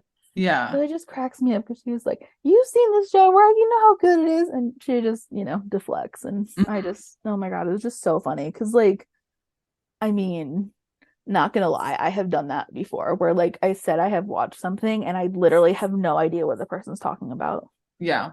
like literally no idea, and I just have to sit there and be like, Yeah. yeah, no, that was great, and I have zero idea. I have done that a couple of times, so it was a mood. And Yeah. yeah, it was just nice to see like their dynamics switched up, like, Yeah. well, not dynamics, but just pairings. Like, Mm-hmm. we had Carter and Laura this time, and Simone and Brendan, and Because like we don't usually get them alone a whole lot, at least for No. Carter and Laura. And it was nice to like have them alone and like kind of just recapping the case. Mhm. So yeah, it was good. Yeah. We do have a couple of listener thoughts. The first one from Lala. They said, honestly, one of the best episodes of The Rookie Feds, and I'm biased because I'm a huge Brendan Akers fan. So I was really excited to see clips of Vampire Cop. Crime Sucks. Same. I'm a huge Brendan Akers fan. Stan. I love that behind the scenes video that they did of like everyone saying crime Yeah. sucks. I was like, wow, I didn't know two words could be said so many different ways. I know. To be honest, it was fun. Yeah. And then Maybe Blessed we should Turtle. maybe we should make merch then. If the Rookie Feds doesn't come out with merch, maybe we Dude, should let's make merch. let's do it. Let's do it. Yeah. Oh my god, we've came up with so many good merch ideas. Sorry, All right, continue. I'm writing that down. I'm writing that down. Okay. So Blessed Turtle had said, I've never been the biggest fan of the quote unquote true crime episodes, but for some reason I really enjoyed this one. Loved Garza especially. He took zero BS from the interviewers, leading questions, and I loved that. We finally got a glimpse of Vampire Cop, and wow, super cringe. I can see why Simone probably still has it in her quote unquote pending list. At least it had Jordana Brewster going for it, I guess. Simone herself was hilarious during her segments, and Smitty was a welcome sight. I will be patiently waiting for the official release of Smitty Streets. I tweeted that last night. It was like, we literally need a web series about that. Totally. I feel like Smitty just needs to have a web series because there's been a few things where we've said that he needs like webisodes or something. Yep. Or imagine like Smitty doing like a podcast about like his days as like an LAPD officer. I mean, I don't know if he could do that, but I feel like he would find his way around it and do it, and it would be hilarious. Yeah. Because he'd probably be like, and this is why you should not become a cop. Like, this is how I do my job. The lazy way. Yeah. And then they said, Laura and Mark, well, here I thought Chenford was bad at keeping a secret relationship. Enough said. Great episode overall. Yeah. That's fair. Yeah. They really weren't good at it at all. It was so funny though. Yeah. I mean, I kind of want like Brendan to like walk in on them when they're like making out though. Like, he would be so awkward about it. And then he'd probably like do like a bro handshake with Mark and be like, what's up, man? I just literally can't. I'm still just not over the fact that he's like my atlas, like Brendan. He doesn't belong to you. Like, I get that they're, good buddies, but I was just like, dude, you were like, I think he's just so happy to like have made another like guy friend in like the bureau or something. Yeah. And like not, in the Hollywood scene, maybe. So, but he's, oh my God, it's just so funny. I just love how like they met once, they shared a hotel room, and they're like bros now. Like they have like a whole bromance and everything. I'm like, oh my gosh, I love this. But I feel like that's probably just some of Brendan's personality because he was an actor. Like he just has to, he's just friendly to everyone. But yeah, Feds was a good episode. They were both good episodes. I mean, I don't know. I feel like we've said this quite a bit, and like even other people have, but like the Rookie just keeps getting better every week. Like, I'm just blown away every time I sit down on my couch on Tuesday nights. And I'm like, wow, like Yeah. the rookie just keeps getting better. Yeah. So, Well, and Feds is like really making a good impact, at least yeah. like viewing wise. I wish more people were like on Twitter about it. I'm literally still kind of salty that Kevin's not on Twitter I anymore because he was know. literally the only person from the cast that would tweet. We were so close to our Kevin bestie era with I him. know. Like, we were so close. I mean, I don't know if we were, but like, I feel it. And yeah. So that's pretty much it for us. I mean, unless you have any more thoughts that are somewhat No. coherent, I don't. Like I said, I could just be on don't. repeat, Yeah. but it's fine. You guys can always just go over to our Twitter pages and see all of our incoherent thoughts. Yeah. I mean, you can also go on to TikTok because like That's true. my TikTok more so the podcast one. Like, because I'm following like all of these edit accounts now. Like it's all Chenford. Someone has been making Brenson ones. Which I but enjoy. it's still a lot of Chenford. But like even then, like on the For You page, sometimes even on like my personal, there will be like Chenford rookie stuff that comes up. So like if you're on TikTok, like there's content out there that's rookie related. Like the hashtags have a lot of views with them. So yeah. Yes. Go check it. I mean, Twitter's not just the only social media platform for the rookie stuff. I mean, personally, I'd probably stay away from the comments on the Facebook post that like the rookie does. But yeah, I mean, other than that, you know, Instagram, Facebook, Twitter, like it's all good rookie content. Yeah. So as we said, you guys can find us on Twitter. We're at the Shop Talk Pod _, or you can email us at shoptalktherookiepodcast@gmail.com with all of your thoughts. And you guys can find us individually on Twitter as well. I'm at Kari Hyman and Jennifer. I'm at JStark804. And like Jennifer had mentioned, we are also on TikTok. And for that handle, it's the Shop Talk Podcast _ Yes. And apparently we also have some TeePublic designs to start making too. So we'll be sure to keep you guys updated, you know, when those things kind of are falling into place a little bit more, because they're literally just ideas that happen live on this podcast right now. Yeah, I mean, I'm gonna have to see if like M can help us out. Yeah. But yeah, no, we definitely and they're not all just Chenford, so like no. Yeah, it'll be good. It'll be a good mix. Yeah. But yeah, they're always having sales too, so I mean, check them out. We'll try and let you know when there's a sale going. Because I mean, you got to get your rookie merch. Yeah. And if you guys like this episode and our podcast, Shop Talk, we would really appreciate it if you left us a rating and review. It just really helps out the podcast and helps other fans find us as well. And next week, we'll be back with a new episode. We're going to cover 513 of the rookie and 113 of the rookie Feds. And yeah, I mean, like, I'm all talked out. Like, I'll just talk to you guys next week.